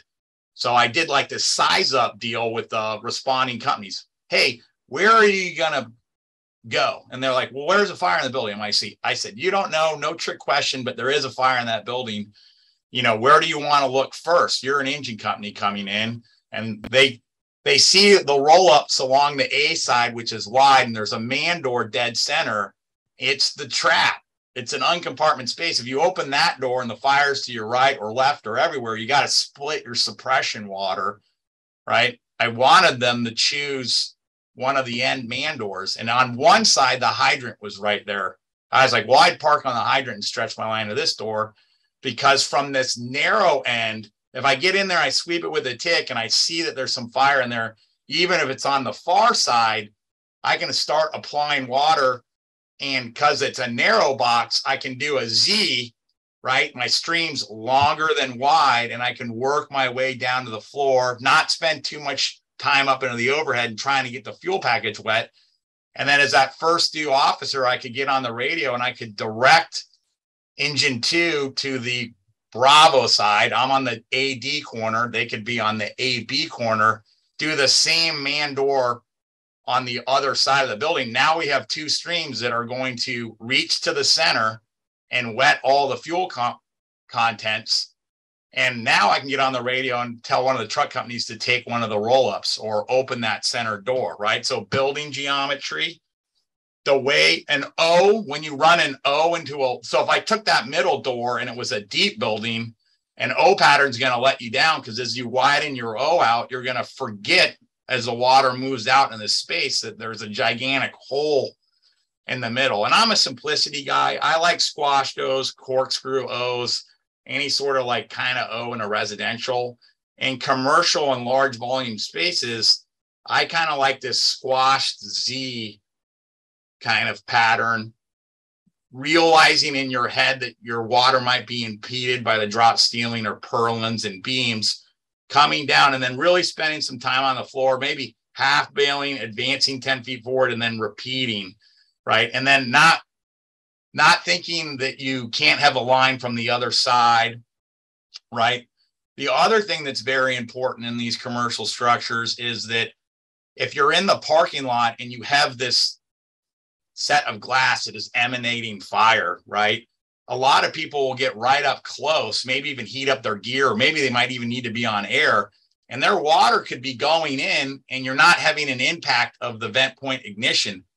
You're not getting anything wet near you, right? So if I was a second company officer and that line was already there and it wasn't making any visual impact, I'd probably flake out my nozzle and line and bring my couplings forward, and I'd start like 10 feet back or 15 feet back and open my line up. Now I have two staggered streams going in the opening. I got a stream that's wetting here, and I got a stream that's going further in. And if you read like military tactics around like teams and squads moving forward, they don't line them up, right? It's about covering fire and footprint of extinguishment. And, you know, I think sometimes when I see some of these commercial ground fires where they're applying a lot of water and it's not making a big difference, often I think, man, that second line needs to back up. They're not getting anything wet close to them. So the other's true. The other thing's true. If you have some success with the first line and you get a cold spot, you might want to leave that line in place, and the next line up kind of moves a little bit forward. Maybe you're going to kind of leapfrog in, get a line from the other side, you know, so in a residential, go ahead, Tony. No, I want you to keep going. I want you to build on, Keith kind of talked about it, like the difference between the 1 3/4 reach and the 2.5 reach, right? Again, it might not necessarily be about the GPM that we want, which is about getting it deeper into the space. Right. So that and your feet per second kind of stuff. So Keith's probably going to smile here. Like one of the things that we did at these coordinated attack fires, the 2,500 square foot unit, we used an 1 3/4 line at 160. And some of that, you know, as a technical panel member, we all have our biases, and where we think it's important, we put our thumb on the scale. Lieutenant McCormick, Ray, put his thumb on the scale and said, hey, let's try some small line suppression in some of the 2,000 square foot units. He was in the process of trying to allow the FDNY to use a smaller line, like in the Bodega fires, because they had a very big policy. You just pull the 2.5. So there's three things that you worry about with fire streams. There's volume, right? Which I think we've become a little bit volume obsessed. There's placement, right? Where is the water going? And then there's velocity. So I didn't want to correct Keith when he's speaking about it, but the difference between a 265 GPM stream and a 160 GPM stream in a commercial space, if they're both 50 PSI nozzles, technically the stream's leaving the nozzle at the same velocity. It's about 60 miles an hour, 85 feet per second.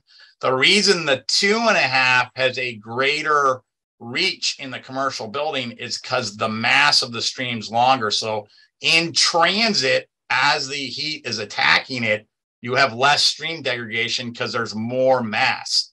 Now, there's another way to accomplish this. We could change the velocity. We could go to 200 gallons a minute at 75 PSI, have the same reaction force, and it might, you know, volume might be, the way that we're anecdotally seeing volume is super important.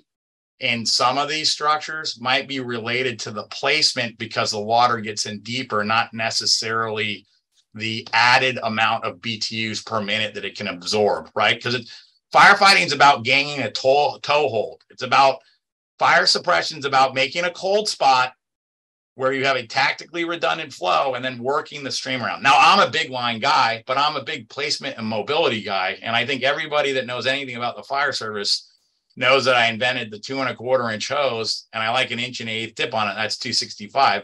And then everyone else also knows I invented an 1 3/16 hose, and that's 300-gallon tip. That's 300 gallons a minute out of a 2.5.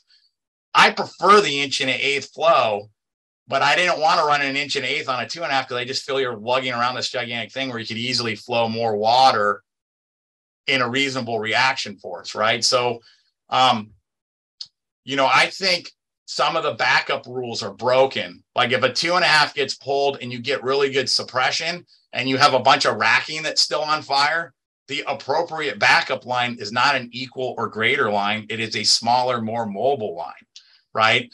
So, I don't know, Keith's nodding on. I heard him use 1.5 inch. I have no problem with 1.5 inch hose as long as it flows 150 gallons a minute in a residential house. People are focused on like size of hose as it relates to fire streams, and we kind of need to be focused on how much water are we applying. Does that system work in the stretch potential that we expect? Like to me, a true commercial hand line should be able to flow 500 feet away from a rig. So why have I never liked 2 inch? It's just a little too small. Why have I not liked 2.5? There's not a lot of agencies that can move it around with some authority on the fire ground. Was there some porridge right in the middle? It's not a sales tactic for 2 1/4. I think 2.5, it's 2.5 that's real well staffed, flowing 300 gallons a minute is a great line. But again, Sofa warehouse fire, we had a little chalk talk before the thing. Everybody's focused on flow there. And if they had only pulled the 2.5 and, being involved in this at the level I have been for over 2 decades, and, that fire to me was a wake up call because I always taught my members on my engine company is we stretch based on potential. So if my engine company showed up, we would have 100% stretched the bulk bed at 2.5, and we would have stretched it in dry, and we would have got to a place where we would have asked for water, especially if it was a long distance transit. But let's say my company's in there and we get water, and as we get water, it's like 1 sofa, 2 sofa, 6 sofas, and now we have a bunch. And for some reason, our 2.5's not putting it out. If my company's in there and there's a lot of smoke behind me and there's not enough tactical discipline on the fire ground, they took glass behind me. The 2.5's no assurance that you're not going to end up a line of duty death in a space that size. Yeah, so Dennis, you bring up 2 things that are independent of line size and or flow that are pertinent between the difference of residential and commercial, and that's pattern, right? And then distance or reach within the space. So in the residential arena, again, we're doing patterns to make a door and walk with it. In the commercial space, we want to slow that pattern down or not use a pattern, right? To keep those droplet sizes larger and give them a better chance to survive to get further in the space. So when Dennis talks about kind of this Z back and forth, we also kind of look at that as like a slow sweep back and forth. But the other piece of this that's just as important is distance, right? So if you're going to employ that slow sweep back and forth, that should probably start close to you and then slowly back and forth, working deeper and deeper and deeper within the space, right? So if you think about a ceiling type that, again, is that bar joist, or you've got utilities or drop ceilings or anything like that up top, again, every surface that stream impacts off of, that water is going to change angles and drop to the floor. So if you slowly sweep left to right for the basically width of the occupancy, work from close to far, you gain the best kind of chance to get uniform water coverage, both at the ceiling level and then again, where that drops off in the floor incrementally from basically side alpha to side Charlie. Right. Independent of line size, you have those 2 things you have to take into account.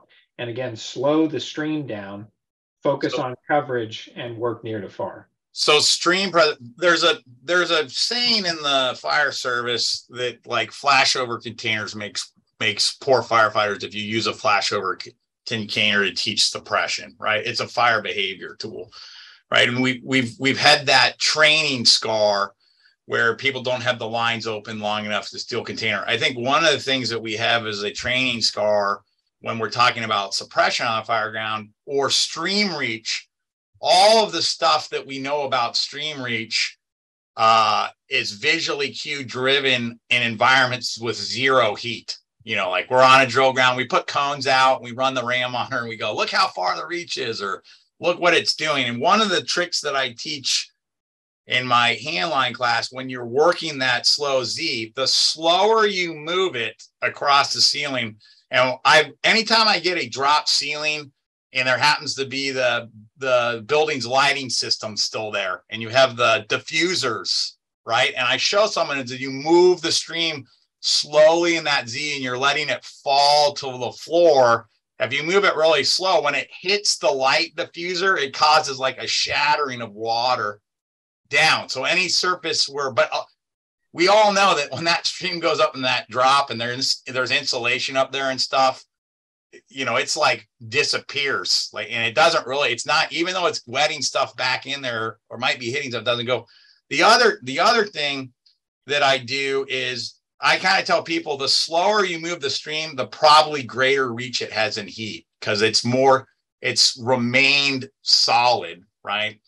But the other thing, when I'm working that Z, I'll show somebody on a fire ground, especially if I have a dry piece of pavement on the initial flow. If I speed that Z up, if I get kind of low and I decide to shake the line really aggressively, I think one of the problems when you kind of get low and you're looking at the fuel package, you want some of that stuff to fall out early. So actually line movement in a quick back and forth causes a disruption in the continuity of the stream, and you get suppression that's a little close to you. You can't take advantage of walls the way we do in a residential. There's no hard stop for your water.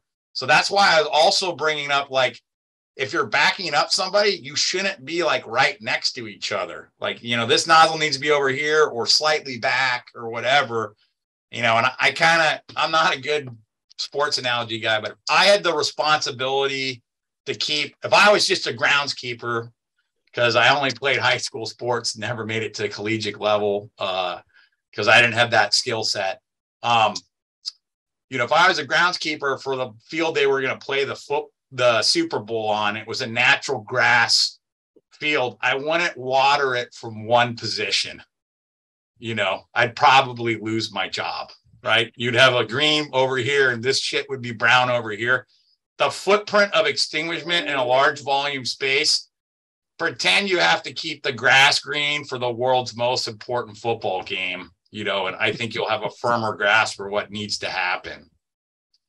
So sorry, Tony, did I interrupt you? I'll go.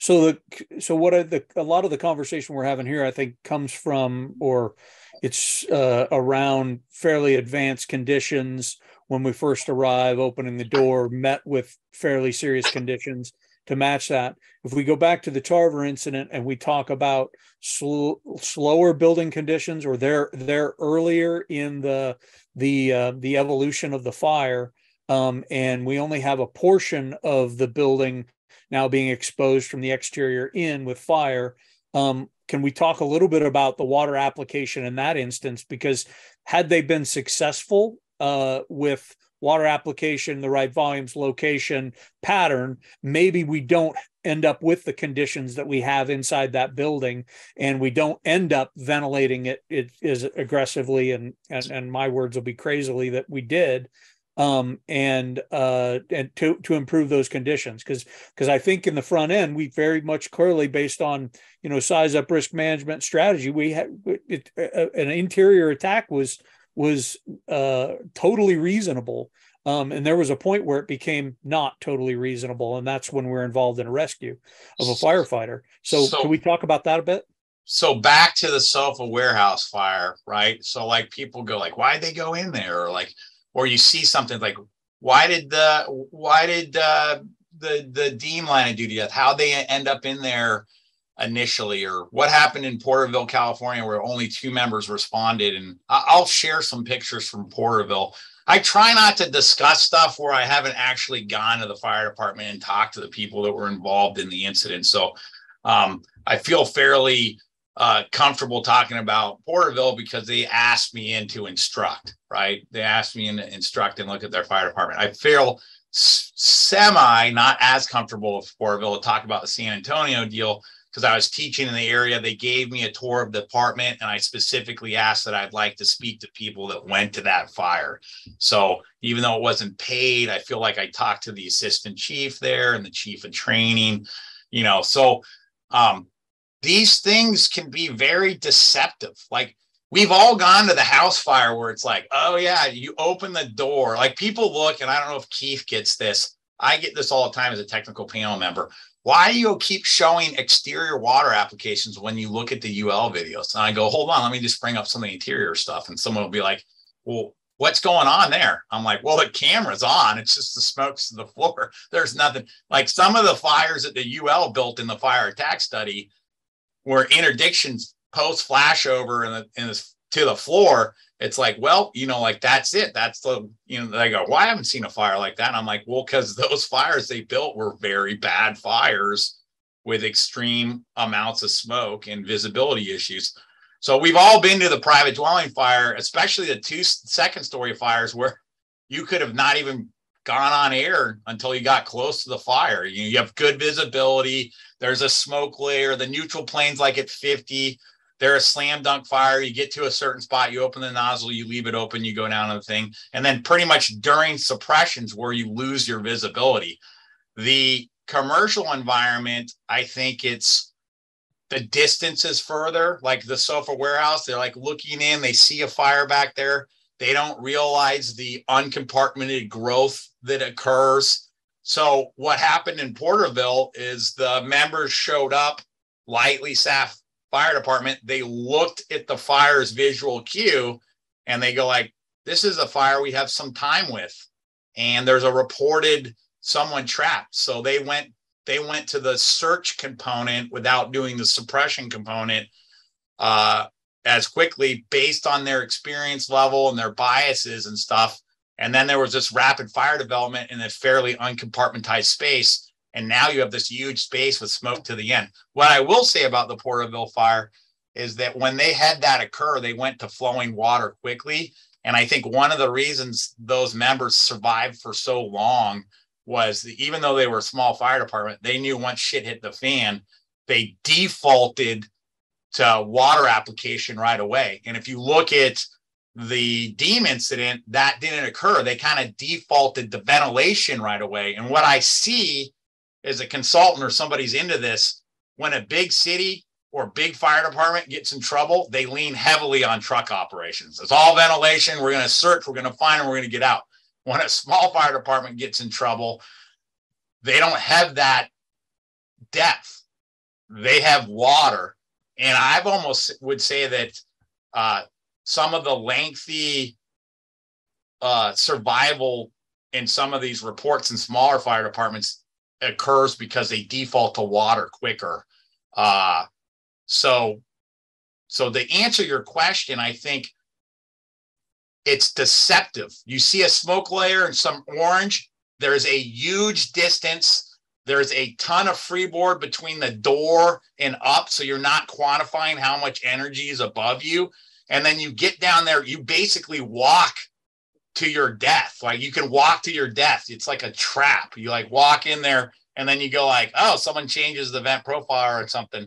So I would almost say, like, again, I get lucky based on my area of passion of fire service because water's kind of solution. I have this like water equals life kind of mindset. It's like, it holds true here too.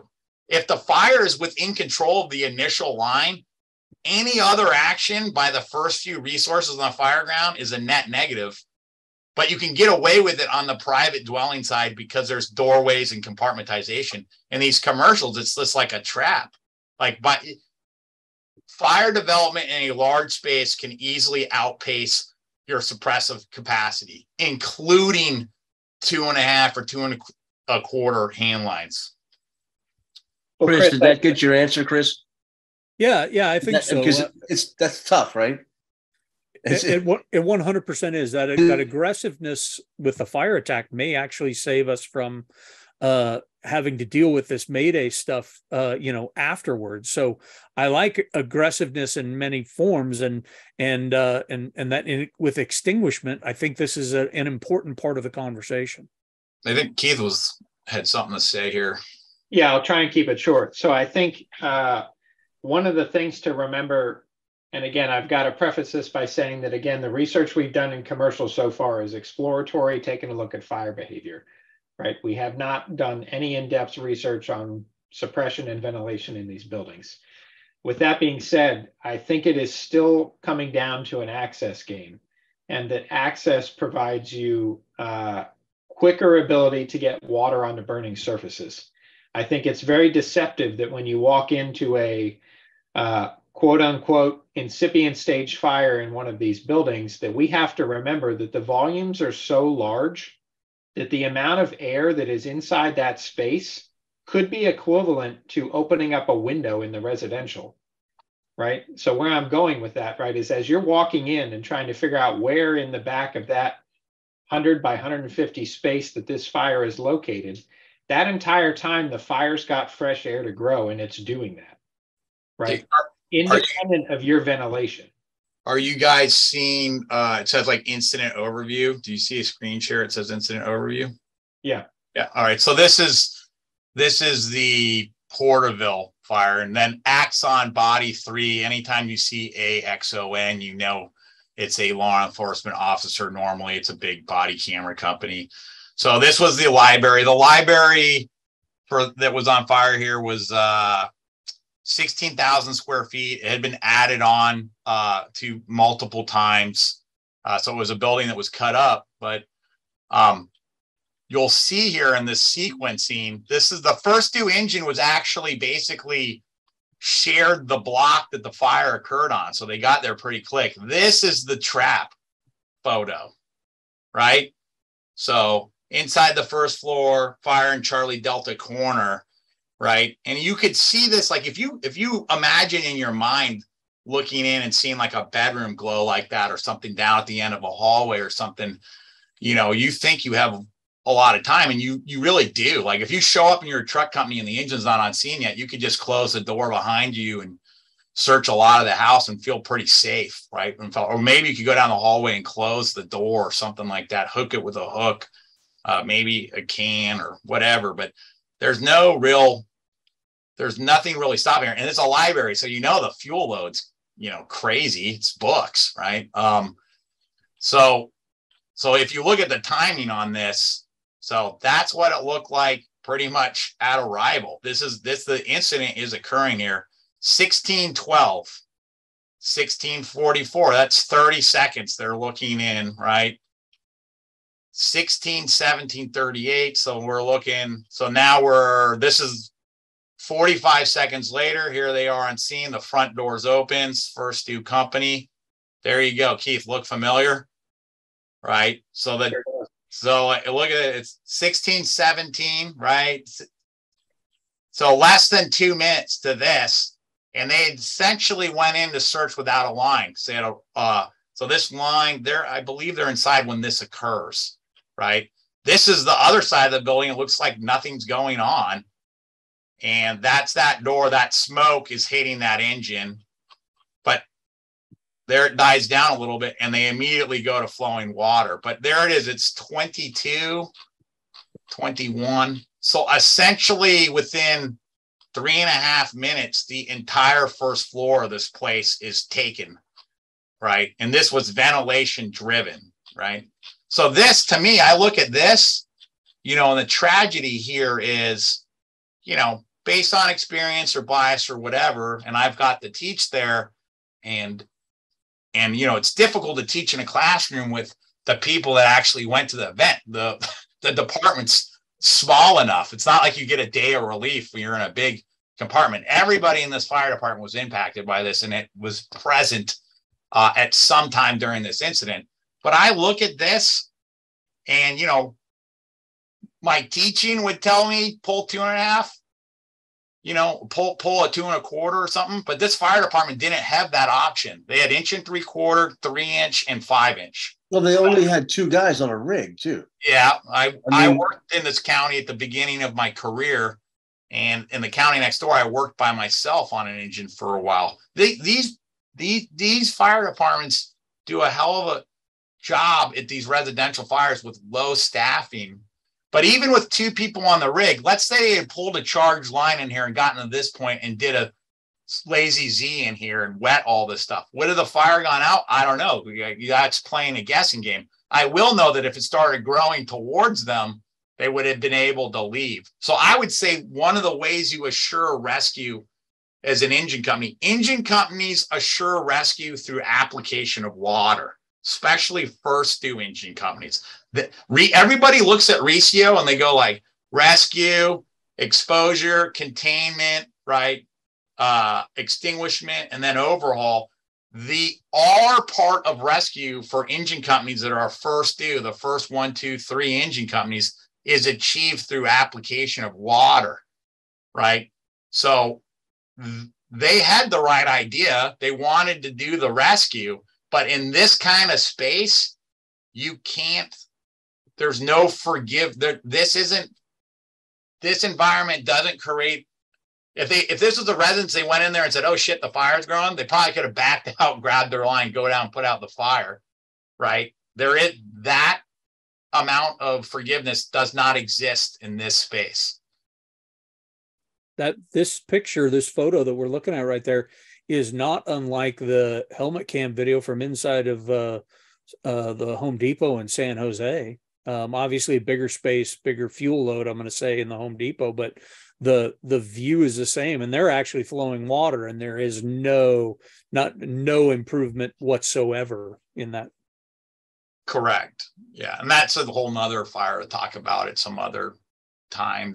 But both of these fires, and I would say all 3 of these fires, if we talk about Southwest Supermarket, we can talk about Porterville, we can talk about the Home Depots, right? The multiple ones that are going on.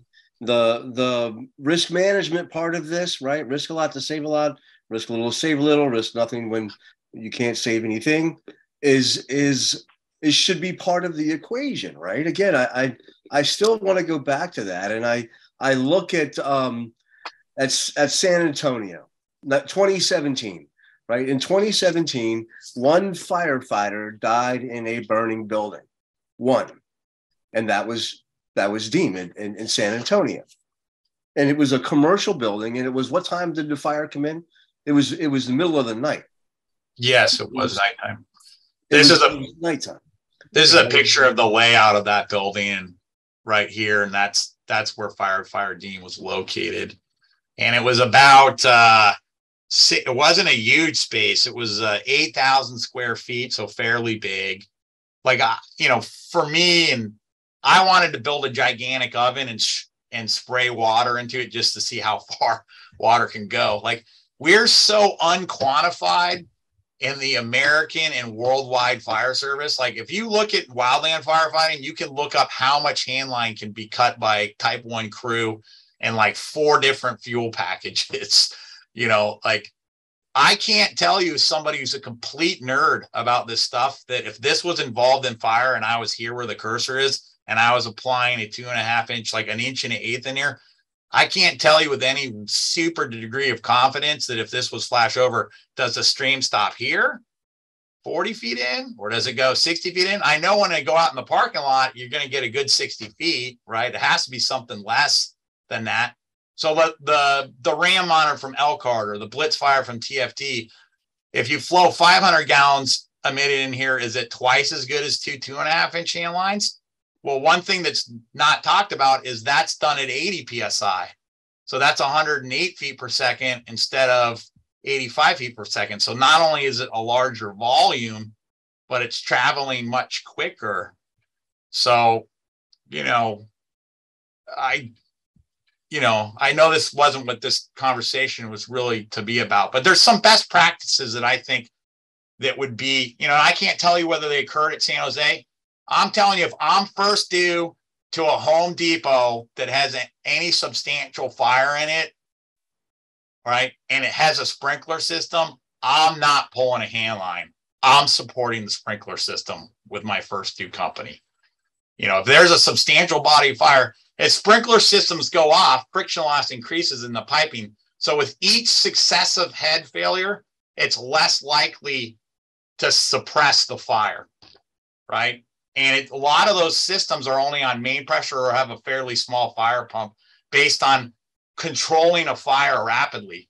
I can put a 2000 GPM pump on that and give it the beans, pump it at 200 PSI. My next units in can go to the egress points and flow RAM monitors up into the overhead. And you're trying to create a footprint of water application that guarantees the people that can escape will escape, right? That might include things like lowering roll-up doors. Like at the Home Depot fire, if the back loading dock door was open, right, on your 360 and it's signing your companies around, it would be like open the man door and shut the roll-up door.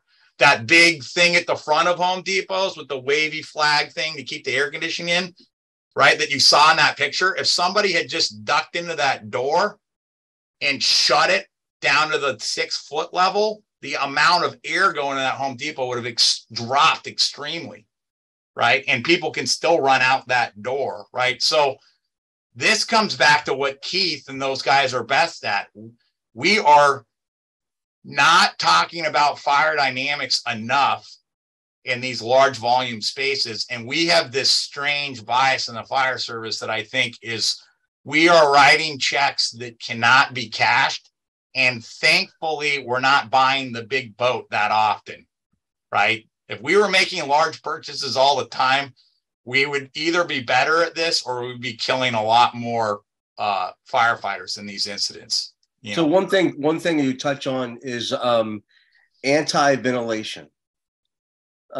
So can you speak to, and I understand what it is, but put that in, I mean, I get it that our ventilation efforts can outrun our suppression. So I think to bring a warm fuzzy to the American fire service, where people's minds won't go quickly to a negative place, we have been practicing anti-ventilation in the American fire service for a long time, right? So if you read like truck company operation stuff in the New York City Fire Department, these buildings are so big, often the truck is the one that goes to locate the fire, and they have a can man, and they open the front door and they're going to do a search. What do they do right away? They it's in the policy. You shut the door behind you, right? And then what they're hoping is it's in a bedroom, and they're going to try to work down there with a can and then hook the door. And if they hook the door shut and they call the engine's now coming with the hand line, now they can open the front door, get a smoke to change and get your search. So these concepts actually already exist at a high level in private dwelling and multiple dwelling tactics, right? What we haven't talked about is just how they are super important in those settings that I just talked about. They're super important in a different way in these larger volume fires. And I would like Keith to chime in around this. I would agree with you. I mean, I think you hit the nail on the head. The purpose here, I think, for me, is that anti-ventilation in these type of occupancies is going to be important regardless of if and when you start suppression. In the sense of limiting ventilation in these type of large volume spaces is always going to be important. And it will just further add to the effectiveness of suppression. Again, compared to the residential, where you've identified a flow path you can take advantage of, and therefore you want a vent ahead and a bigger vent behind. Right. So a flow path kind of requires like a hall or a smaller space. Now, we saw it in our commercial burns, and I can't remember who said it, when we were doing the aggressive vertical ventilation.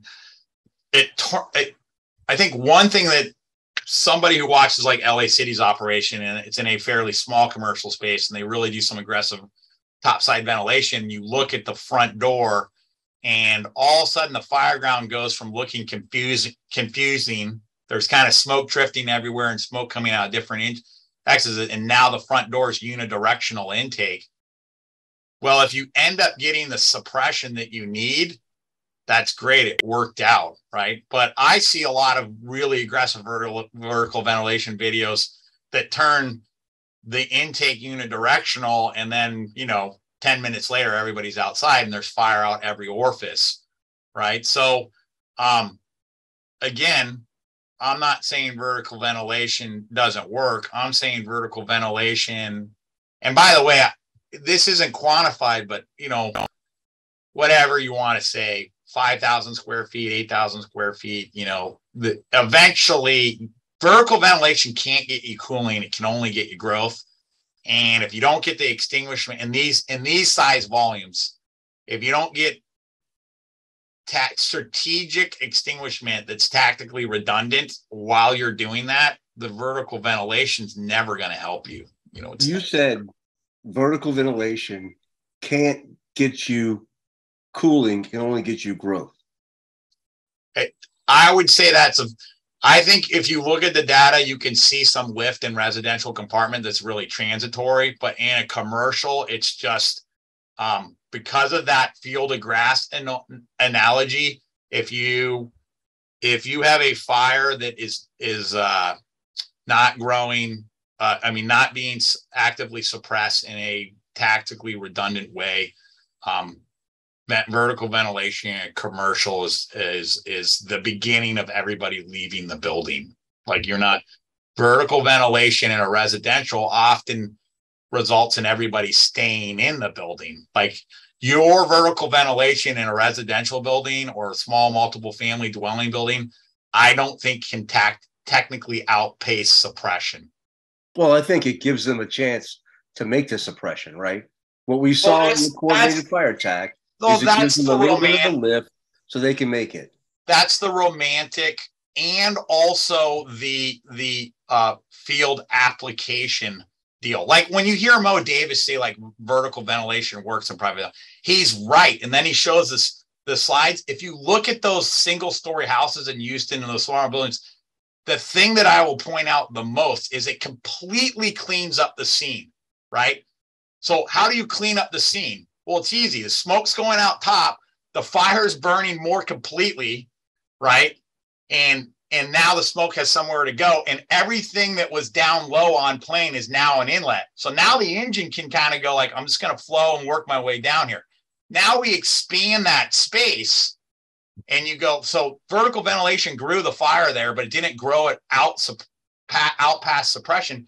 And not only did it not grow it past suppression, it also cleaned the environment up so well visually, because the fire ground's a visually cue driven beast, that vertical ventilation that grows a fire in a private dwelling is almost a good thing, because it's unidirectionally taking the engine company's path is unidirectional to the seat. So, all right, well, let's stop your share. Yep. Stop your screen share. Okay. He's gonna show another video from the strip mall experiment. Oh yes, that's a good one to illustrate this point. Maybe, I mean, it's good. Does a good job of really showing the volume of fire that can be produced by the max vent that was on that strip mall. Yeah. So right before I share it, I'll say this. So Dennis, back to your comment, you mentioned about you're not getting cooling, you're only getting growth. I would say that you could phrase it like this: you can get localized cooling through the growth, right? Oh, so as that flow path reverses at the front door where the engine's located, and that becomes unidirectional intake, right? They're going to feel cooler as that fresh air comes by them, and that layer might even lift a little bit, right? As that fire is now growing and spreading, right? So in the residential environment, that leads to allowing the engine to get to its final spot, put the water on the burning fuels, and get the fire out. In the commercial, you might just get a better sense of what that space looks like, but you're still going to struggle to get water far. Yes. Right? Thanks for clearing up my confusing comments. It was about to get me a million negative emails. All right. So, again, this is bringing up a video talking about uncoordinated fire attack. This should be fairly obvious to everybody. Increase in ventilation, no suppression, things are going to get worse, right? But in the context of talking about why the perception of the engine company might experience cooling, here is some visual to that. So top left, we're looking at a fire in the end unit. This is about 30 to 40 wide. This one is about 80 deep. The bottom left, we're taking a look at the alpha side. This is a camera located out front, just outside the front man door, single width, about 32 by 80. You know, we've got a good fire going within that space, right? That smoke layer is dropped down to about a foot above the floor at the door. You're only looking in about 3 to 4 feet before that layer is dark throughout the entire space. On the right-hand side, you're looking at a temperature chart, all right, within that space, 3 foot above the ground, 12 foot above the ground. And you can see in the top left now, we've made our first vertical vent, all right? 32 square feet of vertical vent, that's 4 by 8. All right, we again got that information from the tech panel. What are you typically going to start with in commercial? Residential might be 4 by 4. Commercial, you're at least 4 by 8. All right. So what did we see as soon as that vent got made up top? Right. Flow at the front door reverses. We've now got almost unidirectional intake. Right. But within 15 to 45 seconds after that, we've still got some smoke emanating around the top of the door. Right. As that fire is continuing to grow. Right, if you look on that temperature chart on the bottom right, you see that temperatures at the 12-foot and the 3-foot level dropped for a span of maybe 15 seconds, right? And that drop is not due to cooling. That drop is due to flow reversal, right? You now have fire coming out of that vent. You know, exhausting gases out of that vent are coming out of there at 30 to 40 miles an hour, right? And very quickly, within 15 seconds after that, temperatures throughout the space are increasing, even if you're here in the doorway 3 foot in and are feeling cool, right? So now very shortly here, we should see the second vertical vents get opened, right? So we've now increased this from 4 by 8 to 8 by 8. All right, the phenomenon at the front door of full intake is going to be magnified even more. All right, so now you've got like 30 mile an hour intake at the front door and like 60 mile an hour exhaust at the vents. Right. And what you notice now is when you go to increase this ventilation, and this is the point I want to hammer home, right? So we've made the hole. Now we're going to go make it bigger in an attempt to make things better, right? Once that initial vertical vent has been made, or ventilation opening for that matter, period, right? And you experience that quick flow reversal, that flow reversal doesn't happen again with increased ventilation. Right, so look at the line on the temperature chart on the bottom right. When this second opening got made and we're now to 8 by 8, there was no 15-second drop that you could take advantage of. It's instant increase in temperature. Right, so if you missed that 15-second window right at the time that that first vent was taken and couldn't get water onto burning surfaces, you're now at a losing battle that you will never overcome. And you can see at the door now, the fire behavior is actually all the way back to the door. You know, the gases, you can see the flames. You know, this is another one of these things where I think there's like, this is a fairly small, what was this, about 2,300 square feet or something like that, Keith? Was it 40 by 80 or so. For this unit was a 40 by 80 one? I thought it was a little smaller. But anyway. Yeah, it was about 17 or 1,800 square feet, if I remember right. That's what I thought. Yeah. This is about 30 to 40 wide by 70 to 80 deep with about a 15-foot high ceiling. Okay. So you go to a unit fire like this, it's in the middle of the day and you cut this hole, it cleans up the environment, and let's say often a line that's smaller than appropriate, it's been pulled like 1 3/4 inches and you get good suppression here, right? To me, that's almost a bad learning experience. Yeah. Now, should the truck company still make the roof? Should they be prepared to make a hole? Should they talk about what's on the roof and all that stuff? Yeah, but I think we in the American Fire Service fight a lot of fires and about that square footage and then not a lot above. But I have a question for you that's kind of been bugging me since the studies, right? Fire protection engineering wise, Keith. Now, when I go to my local Home Depot, the smoke control system's no longer automatic. It has to be activated. Okay. I think they changed the code.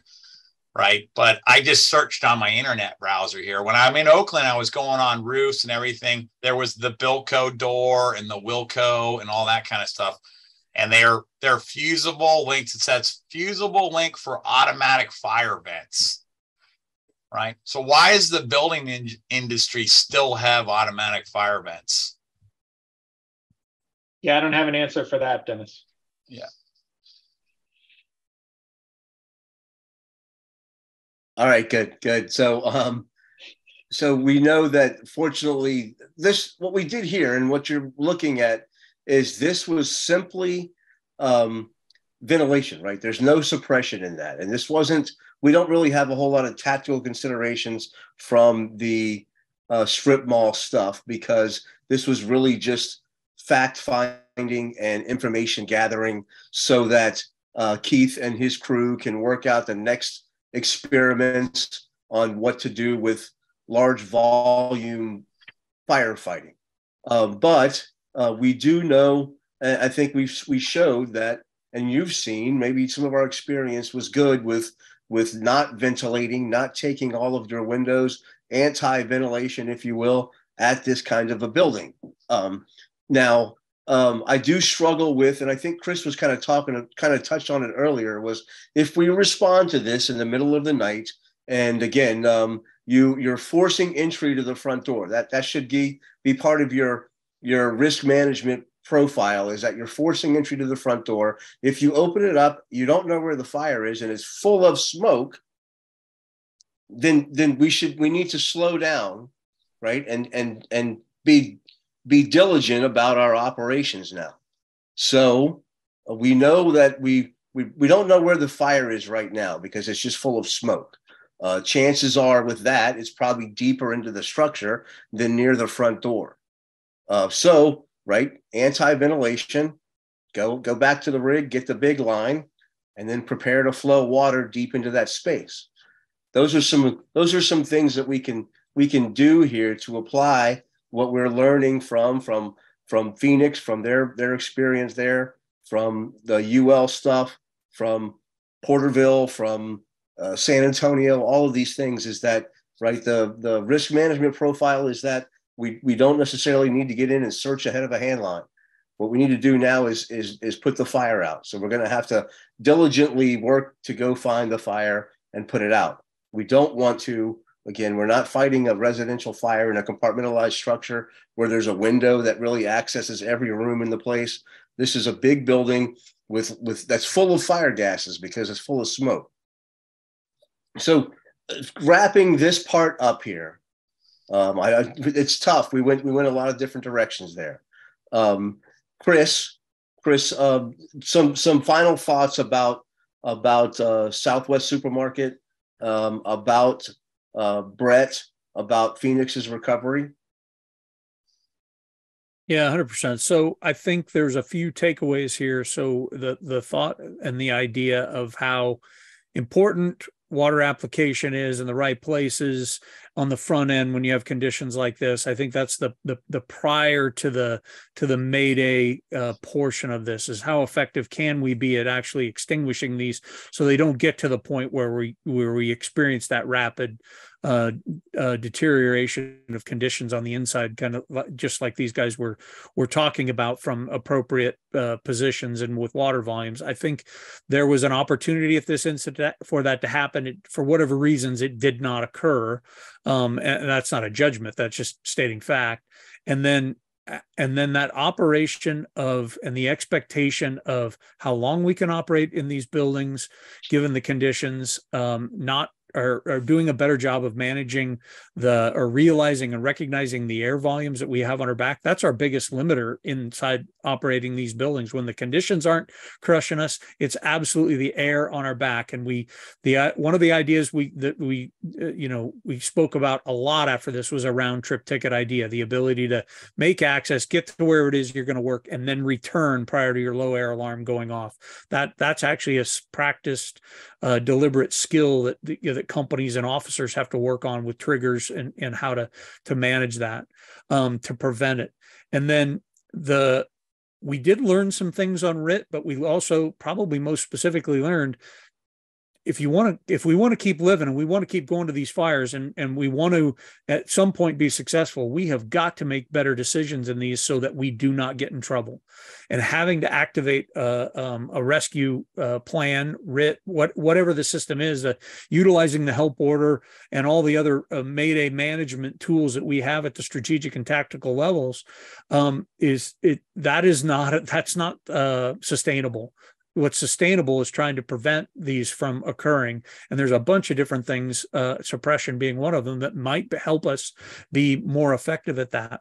And then how we actually manage this at the strategic level, having the right amount of supervision, organization, and connection that's continually managing the conditions, the risk management plan, our position on the fire ground, which is directly connected to strategy, and then what tactics are absolutely going on. We know from multiple, and you've named quite a few of these fires since, we're not inventing new ways to die in these fires, quite honestly.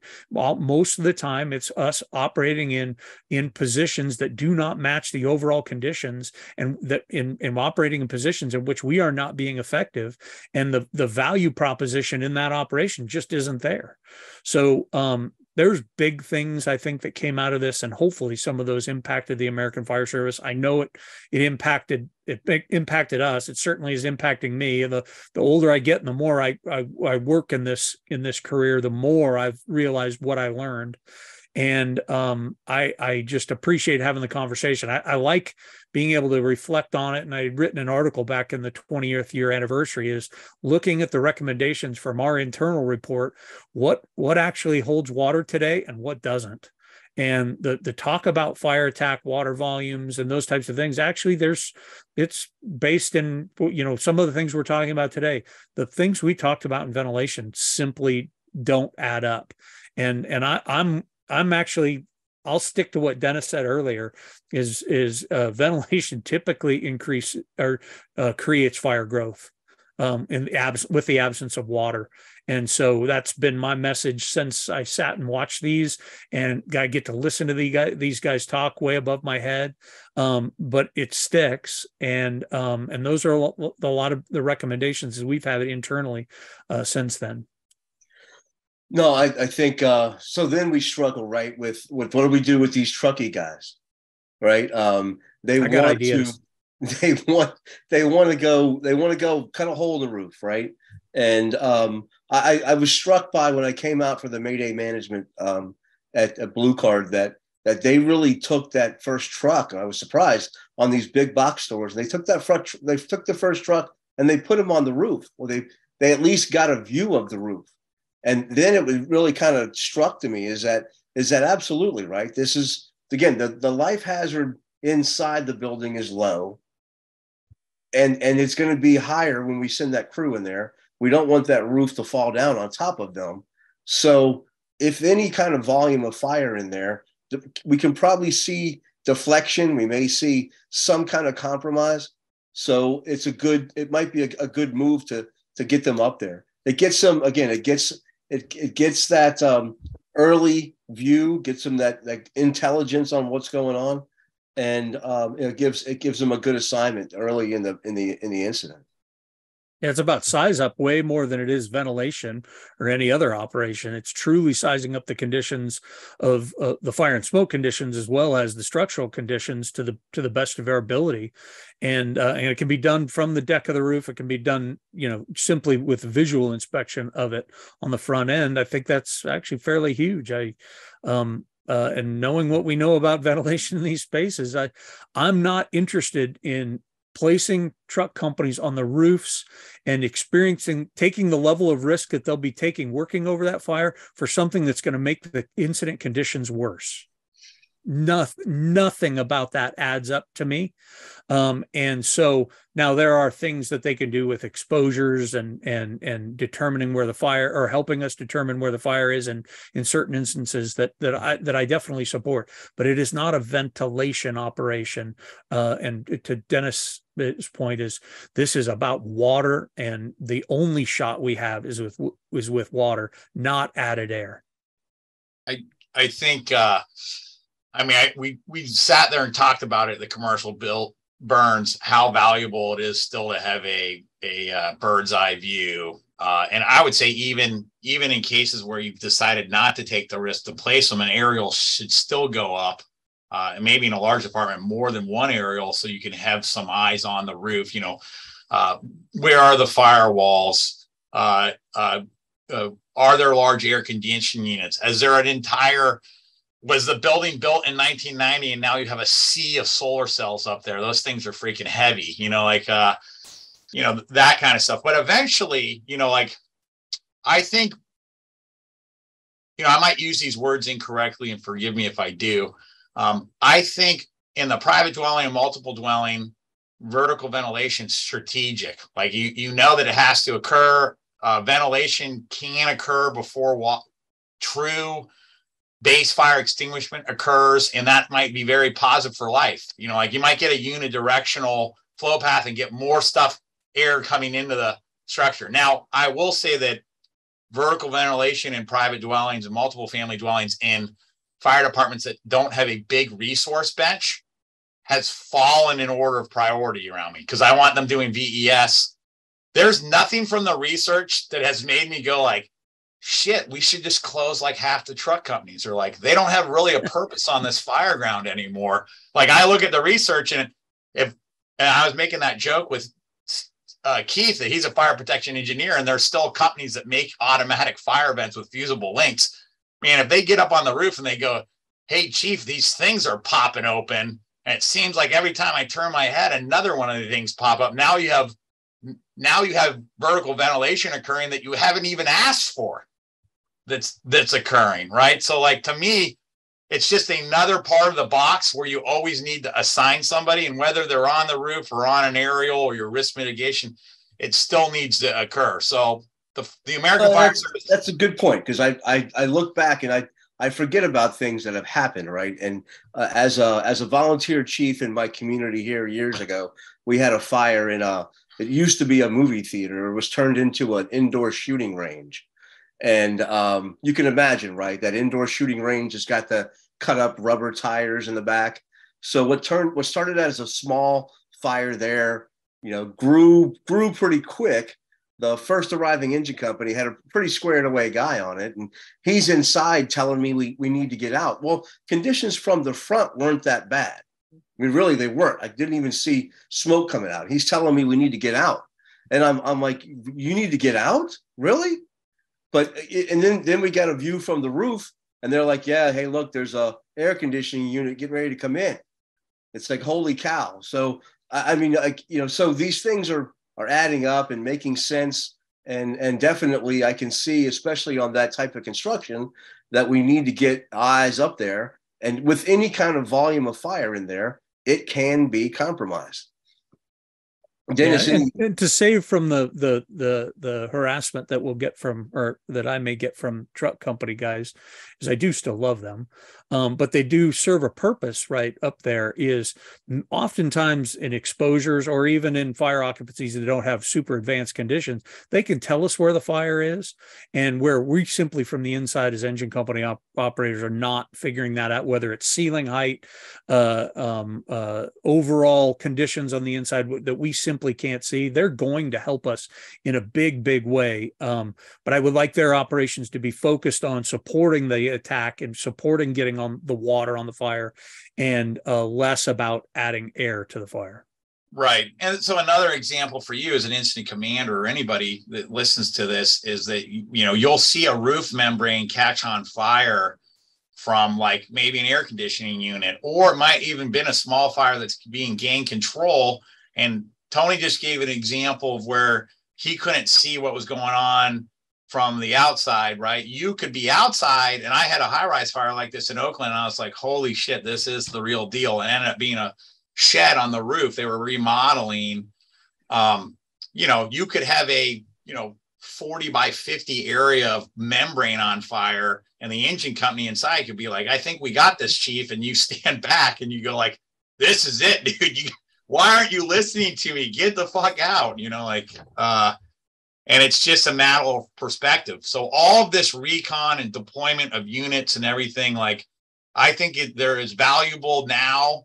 as they were then, but now they get to do tasks that are carry less risk and less detriment, right? If you get good water in a commercial fire and this thing's full of smoke and there's a bunch of skylights up there, and you have the belief in your engine company officers and you know them and they say, hey, we got base fire extinguishment here and you have a huge smoke problem inside this building and the smoke's still kind of warm, you're going to want that hole. You're going to want it. So I just think coordination and timing and some of the stuff around fire dynamics, people have these visceral reaction to when you're discussing this. It's like, no, you're even more important now. You just need to make the hole when it's right, or you need to give us the right. We haven't even talked about roof construction. Is it Q-decking? Is it wood? How many layers of shit are on? They still need to take their saws and all that stuff. So, Dennis, some last thoughts. I know we can go on. This is just kind of scratching some surface, but some final thoughts before we wrap up. Me, I hope that the UL, they've changed their business model a little bit over there. So I think there's some money. Me personally, I hope the federal grants come through. I'd say remain open-minded about stuff. I'm going to send this stuff to Keith after we get off about all these automatic smoke things everywhere, especially in Europe, that I think is funny. You can't judge past actions with a lens of current knowledge. There's stuff that we have done in the past fire service that is equal to that fire dynamically, right? That the observations and conclusions we came to, did we think we were doing the right things? Absolutely. Right. But now, years later, with a better understanding, we can look back and say, God, that is some really horrible stuff that we used to do. Does it make it that person that used to do it, or the person that wrote the book that now is incorrect? Does it make that person a bad person? I would categorically say no. Right. So, I think people read the DEEM LL line of duty deaths and they look at all the extra calls for ventilation and stuff. And there's some righteous people out there who go like, those guys didn't know what they were doing. That's bullshit. It's in the training manual. It's the way they were taught. They were executing a plan, right? So it's what you know for sure that just ain't so. It's that Mark Twain saying, is the thing that gets you in the most trouble. And I think only with the help of organizations like the UL and federal stunning and technical panel members can we move towards truth together. It's a joint operation, right? So that's my closing thoughts. Like, don't take yourself too seriously. Realize that things that you used to do might not be 100% correct. By the way, sometimes the ordinary dude's smarter than the engineer. I was telling, I just came back from Pierce doing some finals on a rig where I had an engineer that obviously is way more educated than me arguing with me. And I'm like, let's just go do it. And he just goes like, I can't believe it's doing this. Why do you think it? I'm like, well, I know the answer, right? So there's a reason there's technical panel members, and there's a reason there's mistakes in life, because, the truth is elusive based on your perspective. So before we get to Keith here, to build on that, Chris, can you speak to this fire here? Again, a supermarket fire, Phoenix, middle of the night, it looks like. Not a little bit different, didn't come in during the daytime.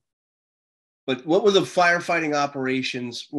Obviously, how were they different here than they were 18 years before?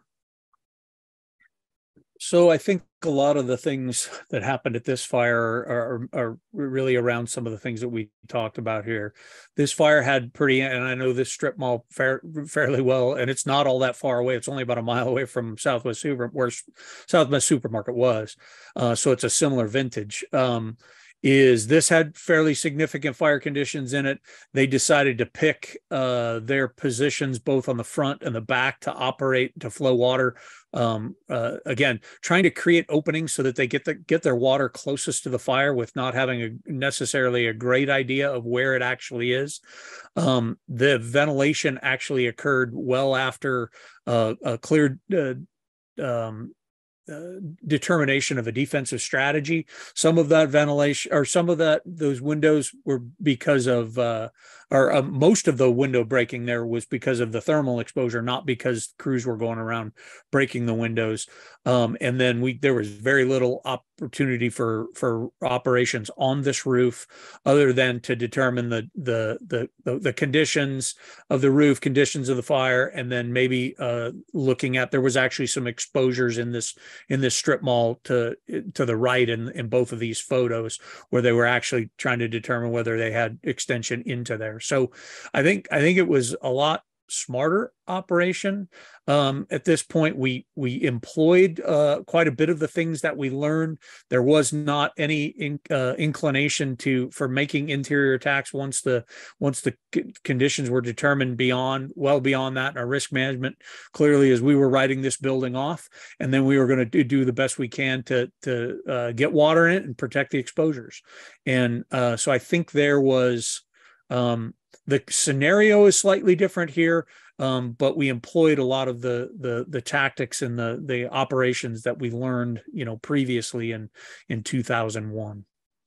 I appreciate that. That's kind of what we're all about here. Mayday Monday is to learn from previous things, right? So that we can apply that and hopefully keep things from happening again. Before we get to you, I can't change my slide, but that's all right. We'll get to that. Keith, some final thoughts? Yeah, I would say I'll wrap it up with this. I think the biggest thing for these commercial or large volume fires is slowing down. And we have to acknowledge the fact that in the majority of cases, we are dealing with a property protection problem here, not a life safety problem. Majority of cases, not all of them. And that therefore this should be focused on size up and access. So size up in terms of type of building, what the hazards are, right? And where the fire is located, and then therefore where the first line should go. Before the first line is ever committed to that building, right? Before that first line is ever pulled in terms of what size it's going to be, we need to know where the fire is and where the best access is. If it's a large fire in the rear of a large volume occupancy and your only way to go through is through the front door, then you probably want a larger line. You need to be focused on reach and how we can get water on burning surfaces. If you get a truck up on the roof for those high eyes, again, not to vent, but for high eyes, for size up purposes, find the fires in the rear and you've got good side Charlie access, choose a smaller line, get water on burning surfaces quicker, right? And the entire time that all of these things are happening and you're processing this information is control the ventilation. So for me, it's slow down, focus on access, size up, choose your line size accordingly, and limit ventilation throughout. So what he just said, I'll just say one thing that is someone who's worked with a lot of fire departments. He just described something that takes tactical discipline on the fire ground. And I kind of look at like a private dwelling fire. If something goes out of sequence, it's the consequences usually aren't severe, right? So like when he says control the ventilation, is the guy that's used to racking a lot of glass on the residential fire ground not going to have a moment where he racks a bunch of glass on the commercial fire ground, right? So he just described, I think, perfectly in many ways, access, controlling ventilation, small line versus large line. And he hadn't even talked about that travel distance inside. I'm worried about going deeper than maybe 3 or 4 lengths in the buildings of large size. Like if you can't get an access point that's better. But yeah, think about that. It's a fire ground that requires sequencing, right? Even if you're a big fire department that can do a lot of stuff simultaneously, when the code word slow means sequencing, people have to basically slow down enough where sequencing can occur. And I don't know, man, I just don't see that kind of discipline on most fire grounds. So we touched on this fire a little bit, and it kind of, again, builds on what Keith was talking about. This was San Jose, right? Home Depot, middle of the day. You've got a chance, if you were able to see some of the videos from this. We do know that there was some companies inside operating pretty. I believe when the command officer got there, recognized the life safety was low for civilian, but was high for firefighters. That we changed the view, the strategy, and then employed some different tactics. As you know, and again, I've been my new fire department. We have a Walmart distribution center there, and speaking with some of those places, those places know they're ready, right? They have insurance on all their stuff. They know exactly how much a Walmart shopping mall in an area costs, and they have contingencies for if that was to happen. So again, while a lot of the local places that we have to fight, the smaller mom and pop businesses, right, they're local to the community, they're integral. These big places like this, again, there's not a whole lot that we're really gonna save there. So just think about that, apply that to your risk management profile, apply that to your decision making, and think about commercial building fires. Remember ultimately that we can't use residential tactics in the commercial building fires because they can cause problems. Look, you guys were really good. I really appreciate you guys coming on, sharing your insights, because I have the opportunity to know you guys and knew this was going to be great. I know that this, again, hopefully it whets appetite for some people out there, and we can do this again and maybe talk about a different incident that we can start with and learn more about that fire that maybe we can get Porterville or San Antonio. I know we have friends in these places, and they would talk to us about that. Keith, you guys at UL guys are doing great stuff, and we're all the three of us are fans of what you're doing, and we hope you continue to do that.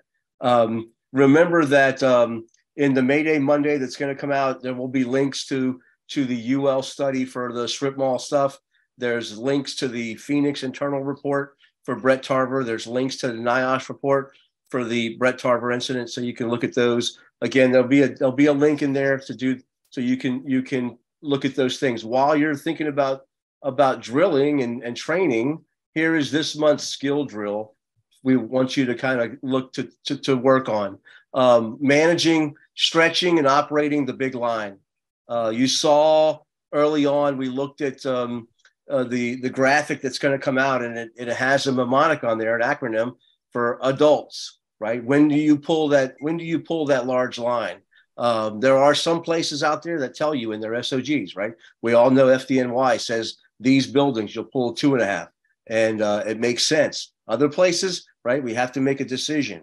And how can you size up when you might want to pull this? If it's not obvious, then maybe there's some other reasons. That large uncompartmented space, like these buildings we've been talking about today. So we want to make sure that I want to make sure that you get out and you practice this, right? Get out and practice it and be ready to deploy it.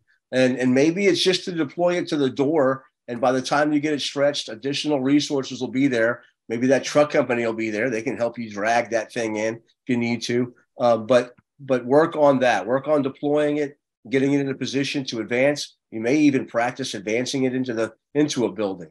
I've attached some videos from fire engineering stuff to this month's Mayday Monday, so you can look at that. There's some other different topics out there. If you guys go search on YouTube, you'll find lots of different ideas on stretching and handling the 2.5-inch hand line, the big hand line.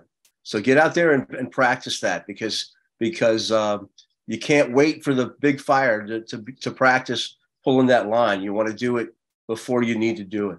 Again, Chris, I really appreciate you taking your time out. I know it's still kind of early for you. You probably have some time left in your night. Dennis, I know you do too. thanks. I know you just flew back into town, so maybe you'll go spend some time with your wife. Keith, I hope you're fine. You're good. You're doing good. We haven't talked in a while, but thank you so much for coming on. Everybody, if you see my wife, wish her a happy anniversary for me. I'm going to go up and have a drink with her. All right. Thank you all. This is another edition of the Mayday Monday. We'll see you in April.